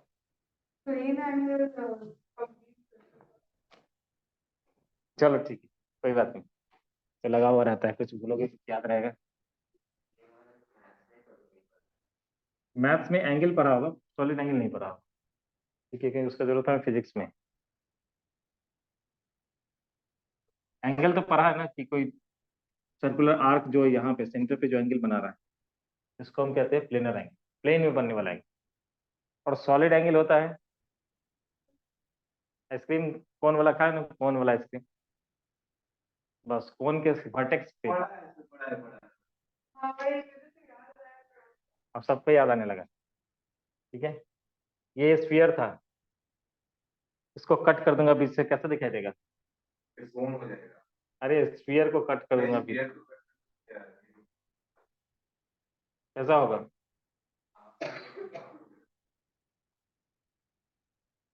ऐसा दिखाई देगा, दिखाई देगा ना। ये एक पॉइंट बाहर में ले लिया, इसके सारे सरकमफ्रेंस के ऊपर जो पॉइंट है सबको जोड़ दो इस, कैसा हुआ यहाँ पे, क्या बनाइए। मैथ में भी बहुत सारा क्वेश्चन ऐसा किया होगा जूनियर छोटे वाले क्लास में। ये एक हेमिस्फीयर है, हेमिस्फीयर के ऊपर ऐसा कोन बना दिया, वॉल्यूम निकालो, किया था ना बचपन में, 10th क्लास से सब में। हाँ। ठीक है। तो ये जो एंगल है इसी को हम सॉलिड एंगल कहते हैं और इसको ओमेगा से लिखते हैं, ओम, ऐसे रिप्रेजेंट किया, तो इसको हम लोग थीटा से लिखते हैं, इसको ओमेगा से लिखते हैं। दोनों का फीचर्स बता देता हूँ क्या क्या है। ठीक है, यहाँ पे थीटा इक्वल टू L/R, ये तो पढ़ा था मैथ। हाँ हाँ, सी, कुछ सी से कुछ लिखते हैं क्या? किसमें? ये आएंगे बाद। सी से लिखते हैं रेडियन, ये को हम लोग ऊपर में सी करके दिखाते हैं। नहीं नहीं, वो इसके लिए जैसे डिग्री लिखते हैं उसी तरह से वो सी की बात कर रहा है, यही कह रहे हो ना? हाँ, हम्म। और आठ पर हाँ हाँ, पहले वाला चैप्टर, आर्क लेंथ वाला जो चैप्टर था हाँ। ना, वही उसी की बात कर रहा हूँ। तो थीटा इक्वल टू L/R, यहाँ पे जो थीटा होना चाहिए वो रेडियन में होना चाहिए, रेडियन। ठीक है, ध्यान रखना। एल क्या है? ये आर्क लेंथ, इसका लेंथ, और आर क्या है? इसका रेडियस। तो थीटा इक्वल टू क्या लिखते हैं? L/R। यहाँ पे हम लोग क्या लिखते हैं? Omega equal to solid angle, omega equal to लिखते हैं, ये इसका एरिया जो भी है, डेल्टा एस बाई आर का स्क्वायर। ठीक है, ये आर्क लेंथ ऐसा है, चलो इसको वहीं से दिखा देता हूं।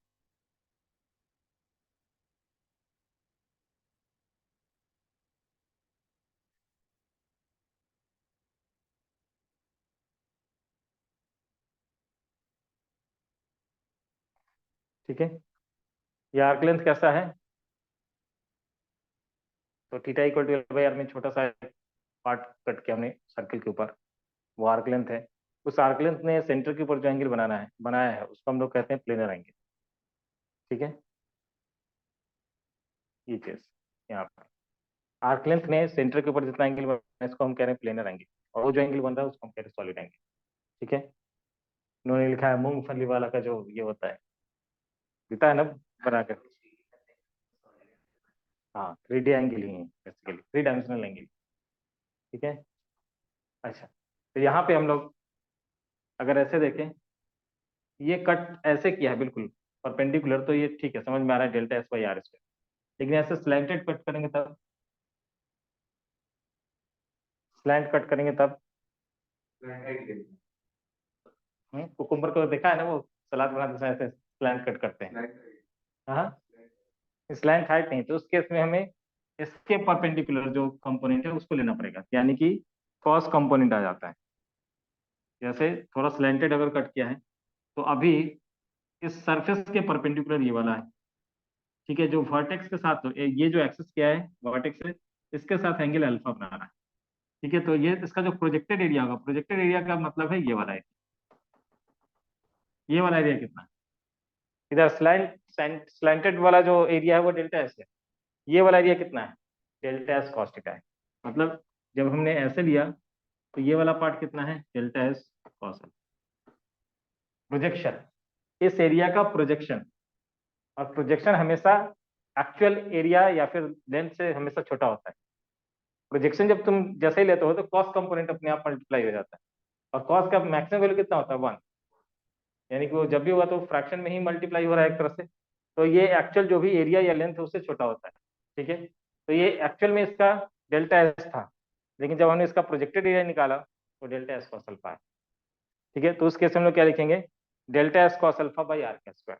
उसी तरह से अगर ये लेंथ ऐसा है तो L/R कह रहे हैं, लेकिन अगर ये स्लैंटेड इस तरह से होगा तो इसका प्रोजेक्टेड वाला part del L cos alpha by R.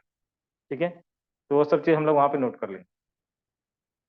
ठीक है, उसके अलावा चलो बोर्ड में ही चलते हैं।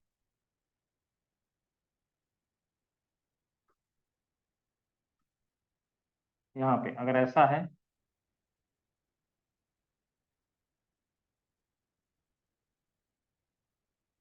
ठीक है, यहाँ पे हम डेल एल लिख रहे हैं, ये वाला आर है, तो cos del L alpha equal to del L by R. लेकिन यही अगर ऐसा अगर होता, ऐसा कट किया होता, तो उस केस में इसके परपेंडिकुलर, और यहाँ से हम लोग ऐसे लेकर के जाएंगे, ये जो एंगल बन रहा है तो हम अल्फा कहेंगे। ठीक है, इसको अगर हम अल्फा कहते हैं, यहाँ पे थीटा ही लिख दो, एक मिनट, नहीं दो जगह पे अल्फा हो जाए, इसको हम थीटा ही कहते हैं, theta equal to L by R. ठीक है, यहाँ पे थीटा है, इस केस से हम थीटा इक्वल टू क्या लिखेंगे, del L cos alpha by R. Similarly ये प्लेनर एंगल में चल रहा है, सॉलिड एंगल में जाएंगे तो ये जो एरिया था, इस एरिया ने यहाँ पे कुछ एंगल बनाया था। ठीक है, ये वाला एरिया अगर हम डेल्टा एस लिखते हैं तो ओमेगा को हमने लिखा डेल्टा एस बाई आर का स्क्वायर। लेकिन यही चीज अगर स्लैंटेड कट होता है इस तरह से, ये ऐसे अगर एरिया बन रहा होता, ठीक है,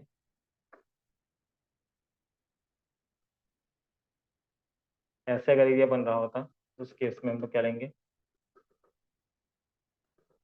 ये अल्फा है, ठीक है, तो डेल्टा एस कॉस अल्फा, ये वाला कंपोनेंट लेंगे, और ओमेगा को लिखेंगे delta S cos alpha by R का, ये हो चुके। ठीक है, ये प्लेनर एंगल चल रहा है, उधर सॉलिड एंगल चल रहा है। रुक जाओ, ये हमने कहाँ से बनाया था, आर्क प्लेन में एक आर्क लेंथ। अगर वो पूरा सर्कल अगर हम ले लेते हैं तो सेंटर पे कितना एंगल बनेगा, सोच कर देखो, ये पूरा सेंटर के ऊपर कितना बना रहा है, तो ऐसे तुम लिखोगे थीटा इक्वल टू होता है L by R, arc length अभी कितना है, 2 पाई आर, पूरा सर्कल डिवाइडेड बाई आर, तो थीटा का वैल्यू कितना है, 2 पाई रेडियन, मतलब कितना डिग्री, 360 डिग्री होता ही है। पाई रेडियन का मतलब हो गया 180 डिग्री, तो 2 पाई रेडियन का मतलब कितना हो गया, 360 डिग्री। यहाँ पे आ जाओ, ओमेगा स्फीयर अगर कोई ले रहे हैं तब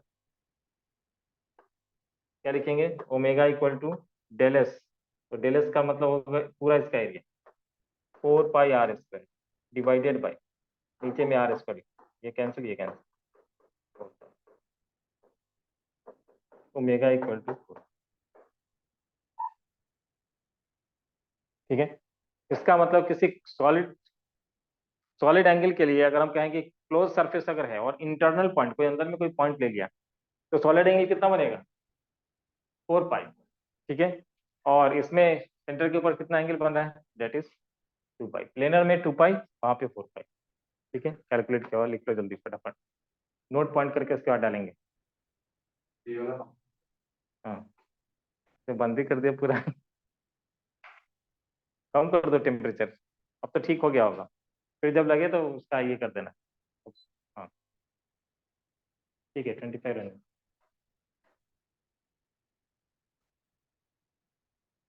ठीक है,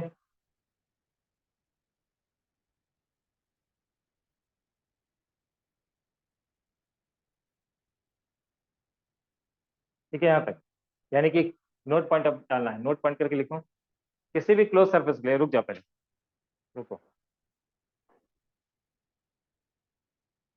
ये ऐसा सरफेस है, अभी क्लोज हुआ नहीं, यहाँ पे एक पॉइंट है, इसको ज्वाइन कर देंगे ऐसे, कुछ एंगल बन रहा है यहाँ पे, बनेगा ना सॉलिड एंगल, बनेगा, इसको थोड़ा और क्लोज करो,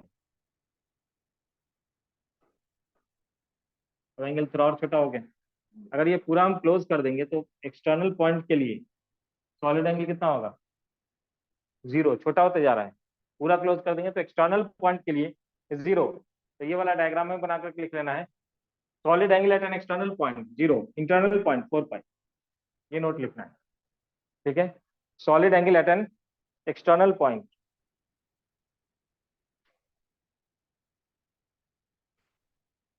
इक्वल टू 0, और solid angle at an internal point equal to 4 pi, ये चीज बताया मैंने अभी, इंटरनल पॉइंट के ऊपर 4 पाई एंड एक्सटर्नल पॉइंट के ऊपर 0, solid angle at an external point equal to 0, और इंटरनल पॉइंट चाहे शेप जैसा भी हो, देखो ये मेंशन किया है इन्होंने कहीं पे, क्या लिखा है, पढ़ो, 2 पाई, ये तो इसके लिए लिखा है। ठीक है, यहाँ पे क्या क्या, at the centre also any close surface subtends the solid angle 4 pi at any internal point, ध्यान रखना ये नहीं कि सेंटर पे, at any internal point, note करो उसको, नहीं तो फिर कंफ्यूज फिर उधर में कंफ्यूजन हो जाएगा। इंटरनल पॉइंट यहाँ पे हो, यहाँ पे कहीं भी हो, किसी भी इंटरनल पॉइंट पे सॉलिड एंगल का वैल्यू 4 पाई। ठीक है, क्लियर।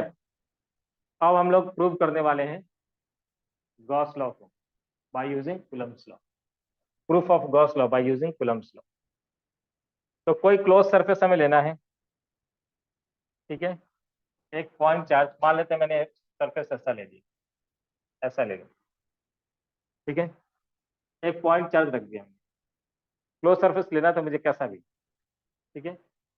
अब यहाँ पे अगर हम लोग ऐसे लेते हैं फील्ड, मान लेते हैं इसका नॉर्मल इधर की तरफ है, इलेक्ट्रिक फील्ड जो है वो ऐसे जा रहा है, ठीक है। इलेक्ट्रिक फील्ड रेडियली आउटवर्ड तो ऐसे जाएगा, नॉर्मल इसके परपेंडिकुलर तो यहाँ पे ये एंगल बन रहा है इधर में, सपोज दैट अल्फा, ठीक है। अब ये बताओ, हमने क्या, हमें पहले कैलकुलेट क्या करना है, फ्लक्स। फ्लक्स को हम क्या लिखेंगे, ई डेल्टा एस, ठीक है। यहाँ पे डेल्टा एस, और डेल्टा एस का जो डायरेक्शन है वो इधर की तरफ, यूनिट वेक्टर के अलावा, और इलेक्ट्रिक फील्ड का डायरेक्शन इधर की तरफ, दोनों के बीच में एंगल कितना है, हाँ, अल्फा। तो ऐसे लिखेंगे flux equal to E delta S cos alpha, ये फ्लक्स है, ठीक है। ठीक है, यहाँ पे ये बताओ, ये चार्ज कैसा चार्ज है, लिखने के लिए टाइम दूंगा, रुक जाओ। चार्ज कैसा चार्ज है, ये पॉइंट चार्ज। पॉइंट चार्ज के लिए इलेक्ट्रिक फील्ड क्या लिखते हैं, नहीं कुछ भी, जीरो, मतलब जीरो मुंह पे बैठा हुआ है एकदम, क्यू बाई कुछ भी answer zero Q by 4 pi epsilon naught R square, ठीक है। ये होता है ना पॉइंट चार्ज के लिए, आर डिस्टेंस पे क्या लिखते हैं, Q by 4 pi epsilon naught R. तो इलेक्ट्रिक फील्ड ये है, मैं पुट करने जा रहा हूँ, ठीक है। ये मैंने जो फ्लक्स निकाला है छोटे से पार्ट के लिए निकाला है, ठीक है। मैं डेल्टा फाइव को लिख देता हूँ, और आगे हम लोग पूरे सरफेस के लिए पाई टोटल जब निकालने के लिए जाएंगे तो समेशन करेंगे, समेशन ऑफ इस डेल्टा पाई का, क्यू की जगह पे पुट करो, क्या सर, ई की जगह पे Q by 4 pi epsilon naught R का square into delta S cos alpha, ठीक है। यहाँ से एक चीज मैं निकाल रहा हूँ, ध्यान से देखना, मैं निकाल रहा हूँ पूरा इसको, इस पूरे को हम लोगों ने एक टर्म डिफाइन किया था, क्या टर्म डिफाइन किया था, उत्साह, क्या टर्म डिफाइन किया था, delta S cos alpha by R square को, हाँ ओमेगा, बहुत अच्छा। तो Q by 4 pi epsilon naught ऐसा रहेगा, और यहाँ पे हम ओमेगा लिख देंगे, डेल्टा ओमेगा, समेशन है, समेशन यहाँ पे चला गया, Q by 4 pi epsilon naught तो कांस्टेंट है। अब ये बताओ, ये पूरा कैसा सरफेस है, क्लोज सरफेस है, और वो पॉइंट कहाँ पे है, अंदर में है, अंदर में है, सेंटर पे नहीं कहेंगे, अंदर में, ठीक है। तो अंदर में किसी भी पॉइंट पे जो टोटल सॉलिड एंगल का वैल्यू है वो कितना है, हाँ,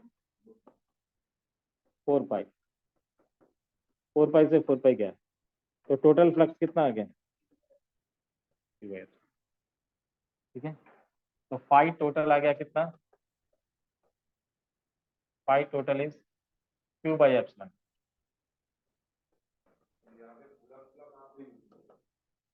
हाँ हाँ, अरे कूलम्ब्स लॉ से ही तो लिखा है, ये फील्ड कहाँ से लिख दिया, हाँ, कूलम्ब्स लॉ कहीं तो यूज किया, कहाँ से लिख दिया वो, ठीक है। अब देख लो वहां पे स्टेटमेंट, देख लो वहां पे क्या लिखा है, स्टेटमेंट क्या लिखा है, गॉस लॉ आएगा स्टेटमेंट लिखने को, ठीक है, इंपॉर्टेंट है, गॉस लॉ बहुत इंपॉर्टेंट है।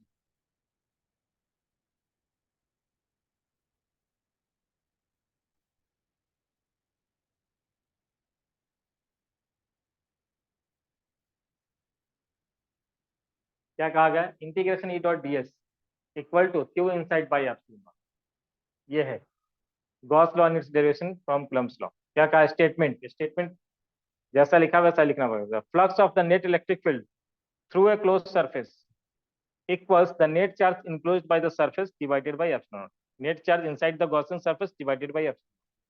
और ई डॉट डी एस को तो हमने पहले ही फ्लक्स डिफाइन कर रखा था, ठीक है। तो क्या कहा कि नेट फ्लक्स, इलेक्ट्रिक फील्ड का जो नेट फ्लक्स हुआ किसी भी क्लोज सरफेस से, एक एक वर्ड यहाँ पे ध्यान देना है, किसी भी क्लोज सरफेस, इसलिए यहाँ पे क्लोज इंटीग्रल लगाया है, E dot D S equal to Q inside by epsilon, अंदर का net charge divided by epsilon. अब सोचो इसमें कैसे कैसे क्वेश्चन बन सकते हैं। ये तो इलेक्ट्रिक फील्ड का इंफॉर्मेशन देकर के पूछ सकते हैं फ्लक्स, या अंदर का चार्ज देकर के पूछ सकते हैं फ्लक्स, या फिर अंदर का चार्ज कैलकुलेट करवा सकते हैं तुमसे, या फिर इलेक्ट्रिक फील्ड का कैलकुलेशन करवा सकते हैं। तो जब हम लोग अभी एप्लीकेशन करेंगे, एप्लीकेशन ऑफ गॉस लॉ में, तो इलेक्ट्रिक फील्ड का ही कैलकुलेशन करेंगे, और हम हर बार इसको कैलकुलेट करेंगे क्यों इनसाइड। ठीक है, और गॉसियन सरफेस, जो भी गॉसियन सरफेस लेने का एक तरीका है वो डिस्कस करेंगे हम लोग। गॉसियन सरफेस कैसा होना चाहिए, उस कंडीशन के अकॉर्डिंग ही हमें गॉसियन सरफेस एक इमेजिनरी सरफेस, वो हमें खुद से चूज करना पड़ता है। जब हम पॉइंट चार्ज देखते हैं या फिर स्फीयर देखते हैं, स्फीयर के अंदर चार्ज डिस्ट्रीब्यूटेड देखते हैं, तो हम लोग स्फेरिकल सरफेस ले लेते हैं गॉसियन सरफेस। ठीक है, जब कोई लाइन लाइन के ऊपर अगर चार्ज डिस्ट्रीब्यूटेड होगा, इस पॉइंट पे कहेगा, तो हम इसको सिलेंडर लेकर के करेंगे। सिमेट्री, सिमेट्री के ऊपर बेस्ड। ठीक है, तो ये स्टेटमेंट है गॉस लॉ, लिख लो फटाफट। The flux of net electric field through a closed surface equals the net charge enclosed by the surface divided by epsilon। सोचने का नहीं, लिख लो। हाँ, मन नहीं हो रहा है इसका।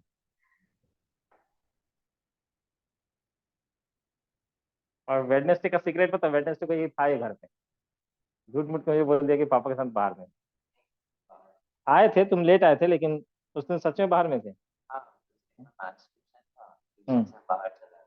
उधर से। हाँ,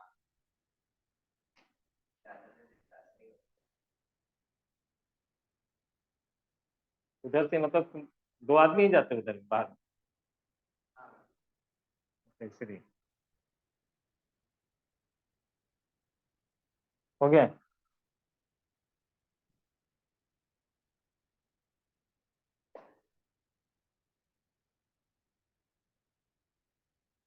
फंडामेंटल लॉ है इसका, वैलिडिटी जो होता है वो एक्सपेरिमेंट से चेक होता है। लॉ का यहाँ तो गुलम्स लॉ को यूज करके उन्होंने डिराइव कर दिया, लेकिन लॉ को जनरली डिराइव नहीं करते। हाँ, क्या, किसका, डाइपोल का? नहीं, अभी डाइपोल में भी आया नहीं है, हम लोग इलेक्ट्रिक फील्ड करेंगे, गॉस लॉ करेंगे, गॉस लॉ के बाद वापस आएंगे इलेक्ट्रिक डाइपोल क्या होता है, टॉर्क ड्यू टू डाइपोल क्या होता है, फील्ड एक्सेल पॉइंट के ऊपर, इक्वेटोरियल लाइन के ऊपर भी बहुत सारा है चीज। ठीक है, अभी नहीं हुआ बस, अभी टाइम लगेगा इधर। सबसे ज्यादा टाइम इसी चैप्टर में लगने वाला है। नहीं, बिल्कुल नहीं, जल्दी करवाने के लिए खत्म कर दूंगा, फिर क्वेश्चन पूछा जाए तो उलझ जाओगे। ठीक है, मैं आराम से इत्मीनान से कराऊंगा। ठीक है, तुम्हारा मैथ उसका मैथ सब कराते हुए एकदम। ठीक है, जरूरत होगा तो हम क्या नाम है, तो तुम्हारा समर वेकेशन हो ही रहा है, उसमें थोड़ा लंबा क्लास या एक्स्ट्रा क्लास ले लेंगे। ठीक है, लेकिन जैसे तैसे खत्म नहीं करूंगा। ठीक है, अभी जो स्टूडेंट गया अभी, दो तुम लोग बैठे थे, एक का वो 99% पिछले बार था। ठीक है, 98 पॉइंट समथिंग, 98.87 ऐसा कुछ। कॉलेज में नहीं है। नहीं।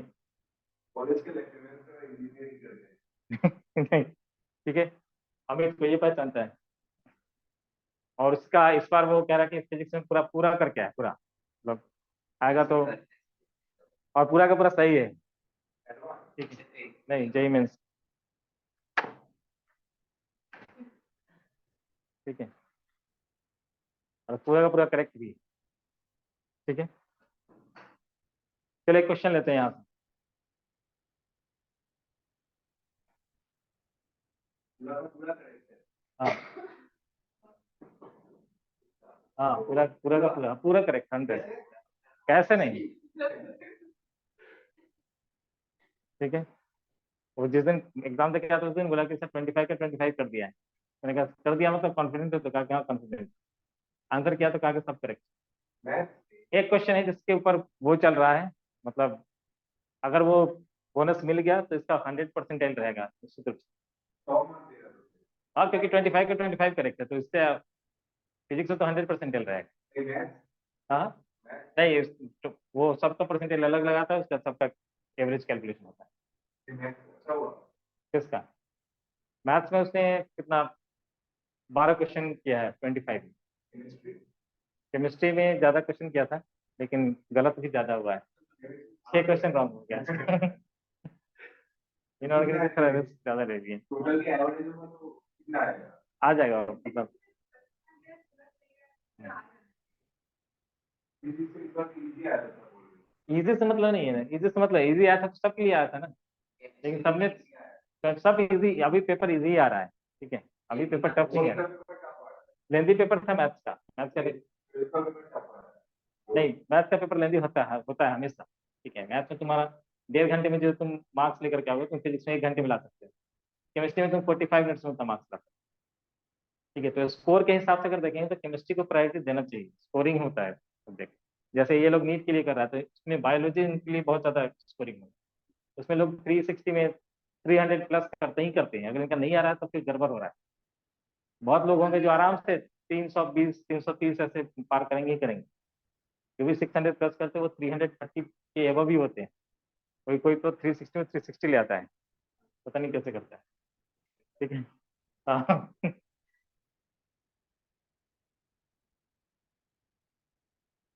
मतलब उतना सारा क्वेश्चन कोई ना कोई तो रॉन्ग हो ही सकता है ना, प्रोबेबिलिटी तो है मैक्सिमम। ठीक है, 720 से 720। लास्ट ईयर तो किसी का नहीं आया 720 में।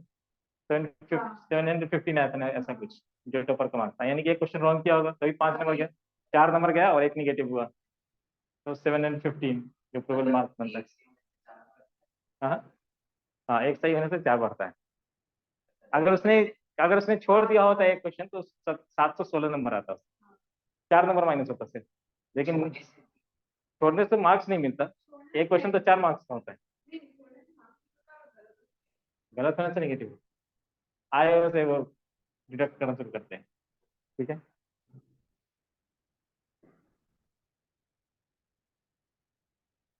चलो।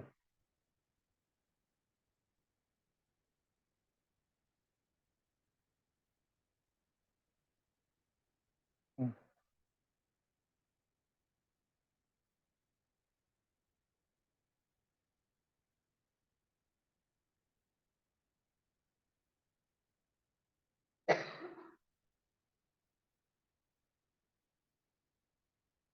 लिख लिए यहाँ तक, स्टेटमेंट लिख लिए गॉस लॉ का। ठीक है। चलो, एक क्वेश्चन लेते हैं, अच्छा सा क्वेश्चन है। ठीक है। अच्छा, ये चीज तो हम लोगों ने देख लिया पहले भी, कि अगर कोई क्लोज सरफेस के अंदर जो चार्ज है, एक चीज ये बहुत ही इंपॉर्टेंट पॉइंट है कि और इसके ऊपर अक्सर लोग गलती आंसर कर देते हैं। हमने गॉस लॉ में ऐसा लिखा, E dot D S equal to क्या, Q inside by epsilon naught. तुमसे ये पूछा जाए कि ये इलेक्ट्रिक फील्ड किसकी वजह से, ये चार्ज कॉम्बिनेशन दिख रहा है, कुछ चार्ज अंदर में है कुछ चार्ज बाहर में, ये इलेक्ट्रिक फील्ड किसकी वजह से, अंदर वाले चार्ज की वजह से कि बाहर वाले के सारे चार्ज की वजह से। हाँ, सारे। और ये क्यू इनसाइड कौन सा चार्ज, अंदर का, इनसाइड द गॉसियन सरफेस। ये इनसाइड द गॉसियन सरफेस, ये लेकिन ये जो इलेक्ट्रिक फील्ड है वो electric field due to all charges. अब पूछोगे कि ये electric field due to all charges कैसे हो गए, तो बाहर वाला जो चार्ज है उसकी वजह से फ्लक्स जीरो आया है, क्योंकि सॉलिड एंगल जीरो हो रहा है। तो बाहर वाली चार्ज का कंट्रीब्यूशन फ्लक्स में जीरो है। लेकिन जब किसी पर्टिकुलर पॉइंट के ऊपर अगर हम फील्ड कैलकुलेट करें तो फील्ड है ड्यू टू ऑल चार्जेस। ठीक है, तो इसको उन्होंने अच्छे से लिखा है यहाँ पे। ठीक है, और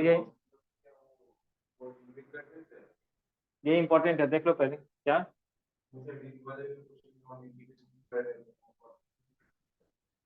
गॉस लॉ से वहीं पे कर सकते, जैसे स्फीयर वाले सारे क्वेश्चन गॉस लॉ से कर सकते हैं।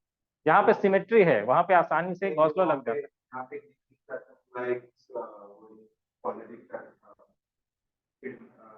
नहीं, हम लोग स्फीयर वाले क्वेश्चन को करेंगे, फिर रॉड वाले क्वेश्चन को करेंगे, वो जब एप्लीकेशन बताऊंगा तब तब वो दिखाया जाएगा। ठीक है। हम्म। अब यहाँ पे ये चीज लिखा उन्होंने, पॉइंट अंडरलाइन कर लेना, क्या लिखा, we once again emphasize that electric field appearing in the Gauss law is the resultant electric field due to all charges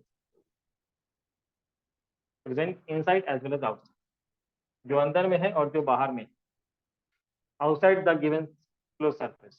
On the other hand, the charge qin appearing in the law is the only charge contained within the closed surface. हाँ हाँ, ये लिख लो, ये important point, उसके ऊपर question रहेगा। Electric field appearing in Gauss law is the resultant electric field due to due to all charges present inside as well as outside the given closed surface. On the other hand, the charge appearing in the law is the is only the charge content with in the close surface. Law के अंदर जो Q I N आ रहा है वो सिर्फ अंदर वाला charge है, लेकिन जो इलेक्ट्रिक फील्ड आ रहा है लेफ्ट हैंड साइड में, यहाँ पे उन्होंने कैलकुलेट करके दिखाया है। ताकि अंदर वाले का तो कैलकुलेट होकर क्या है, Q one by epsilon not. हाँ तो फिर यहाँ पे था Q two by epsilon not, Q three by epsilon, सबका अलग अलग कैलकुलेट किया। लेकिन जो बाहर वाला चार्ज है उसका फ्लक्स 0 0 0 हो गया। तो हमने तो E1 E2 ऐसा लिखा ही था, लेकिन जो फ्लक्स है वो सॉलिड एंगल जीरो होने की वजह से जीरो हो गया। ठीक है। तो जब ऐसा पूछा जाए कि जो लेफ्ट हैंड साइड में इक्वेशन के अंदर जो इलेक्ट्रिक फील्ड है वो कौन सा इलेक्ट्रिक फील्ड है, तो कहेंगे inside as well as outside, दोनों चार्ज फील्ड। लेकिन जो राइट हैंड साइड में क्यों इनसाइड के अंदर जो चार्ज है वो only inside the person charge. ठीक है। अब एक अच्छा सा क्वेश्चन आया है, वो है क्वेश्चन ये वाला 30.4। सोचो थोड़ा। ये एक चार्ज क्यू हमें लेना है, distributed uniformly on the ring of radius R. A sphere of equal radius r is constructed with its center at the periphery of the ring. Find the flux of electric field through the surface of the sphere. क्या होगा? ये वाला कहाँ पे? हाँ, ये मैंने कहा कि जो इलेक्ट्रिक फील्ड वहां पे लिखा है कि यहाँ पे जैसे इक्वेशन हम लोग गॉस लॉ का अगर देखेंगे तो लेफ्ट हैंड साइड में ई डॉट डी एस लिखते हैं। तो वो जो ई है वो ई कौन सा ई, किसकी वजह से? अंदर वाले चार्ज की वजह से या बाहर वाले चार्ज, तो ड्यू टू ऑल चार्जेस। लेकिन जो हम राइट हैंड साइड में लिखते हैं क्यू इनसाइड, तो वो होता है charge inside the Gaussian surface. Gaussian surface के अंदर जो चार्ज है सिर्फ वही चार्ज लिखते हैं, क्योंकि बाहर वाले चार्ज की वजह से जो फ्लक्स है वो जीरो है। ठीक है।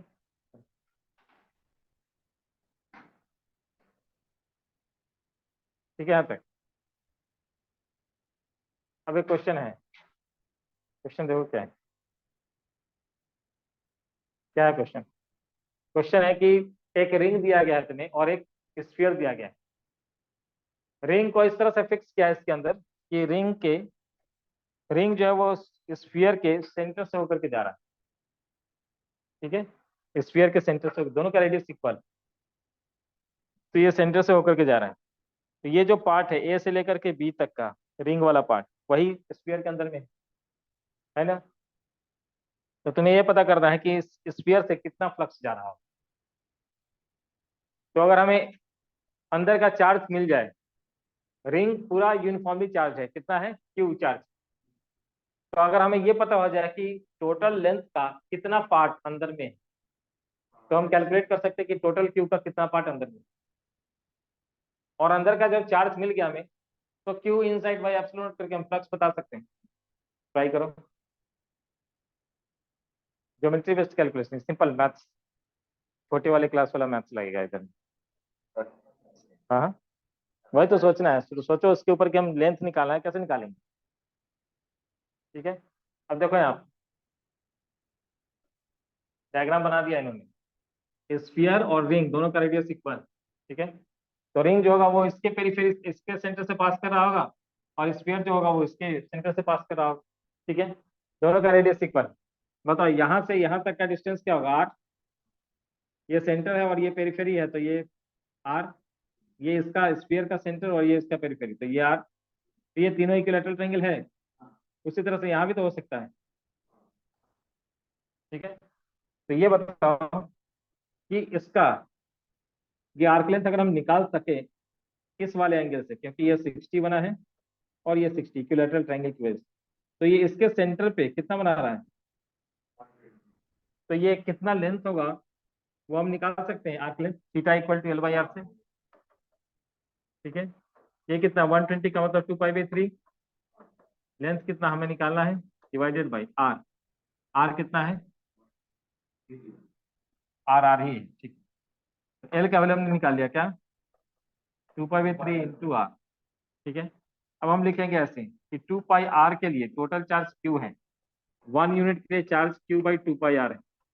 तो इतने यूनिट के लिए, यानी कि 2 पाई बाई 3 इंटू आर के लिए Q by 2 pi into R into 2 pi R by 3, Q/3। Total charge कितना है, Q/3। Q/3 टोटल चार्ज निकल गया, तो कितना होगा फ्लक्स, Q/3 एप्सिलॉन। हो गया, आंसर खत्म। देखो, तो हमने क्या किया यहाँ पे, तो यही मैंने कहा, क्वेश्चन में हमेशा तुम्हें अंदर वाला चार्ज कैलकुलेट करवाएंगे, उसके लिए वो सारा सर्कमस्टांसेस दे रखा होगा, डिफरेंट डिफरेंट सिचुएशन। तो वो पूरा सिचुएशन के ऊपर डिपेंड करेगा कि इस सिचुएशन में मैं कैसे मैथमेटिक्स को अप्लाई करूँ।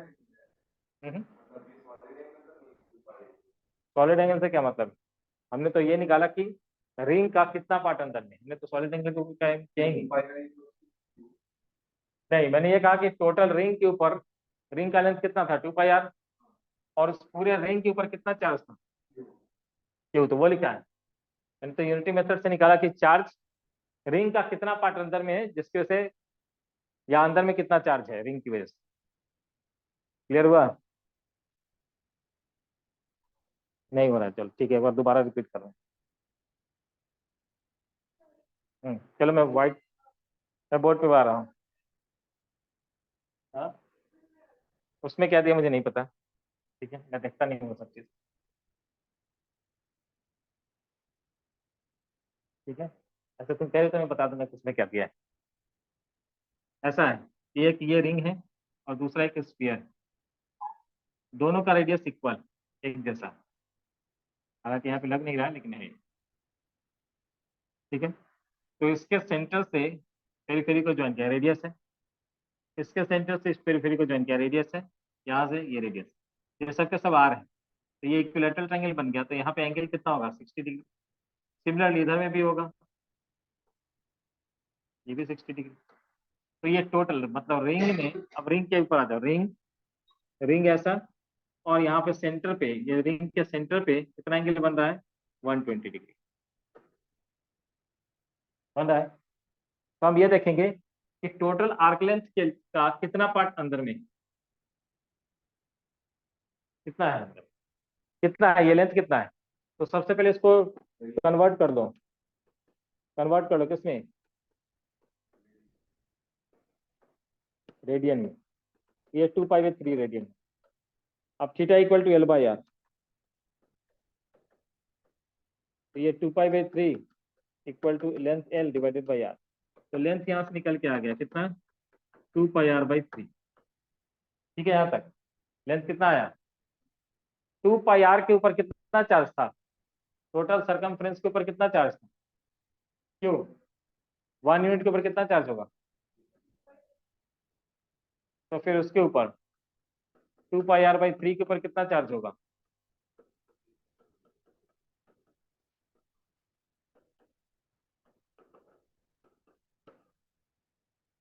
तो फ्लक्स कितना होगा, तो फ्लक्स कितना होगा, अंदर का चार्ज आ गया Q/3, तो Q/3 एप्सिलॉन फ्लक्स हो, क्या दिक्कत है।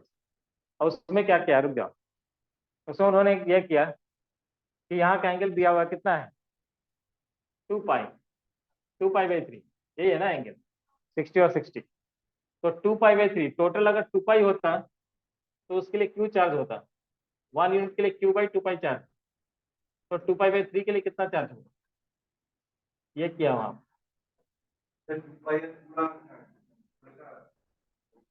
Q/3 charge.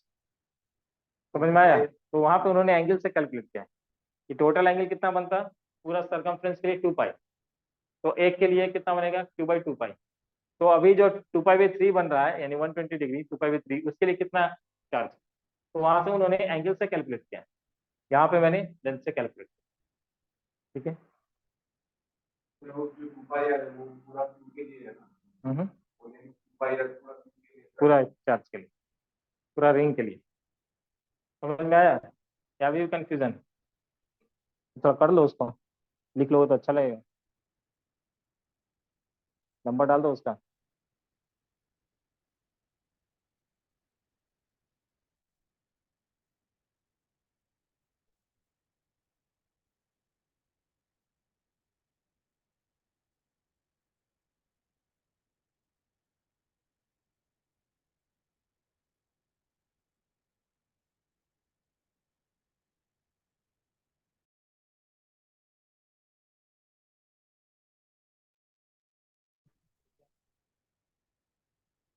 आज के लिए यहीं तक रखेंगे।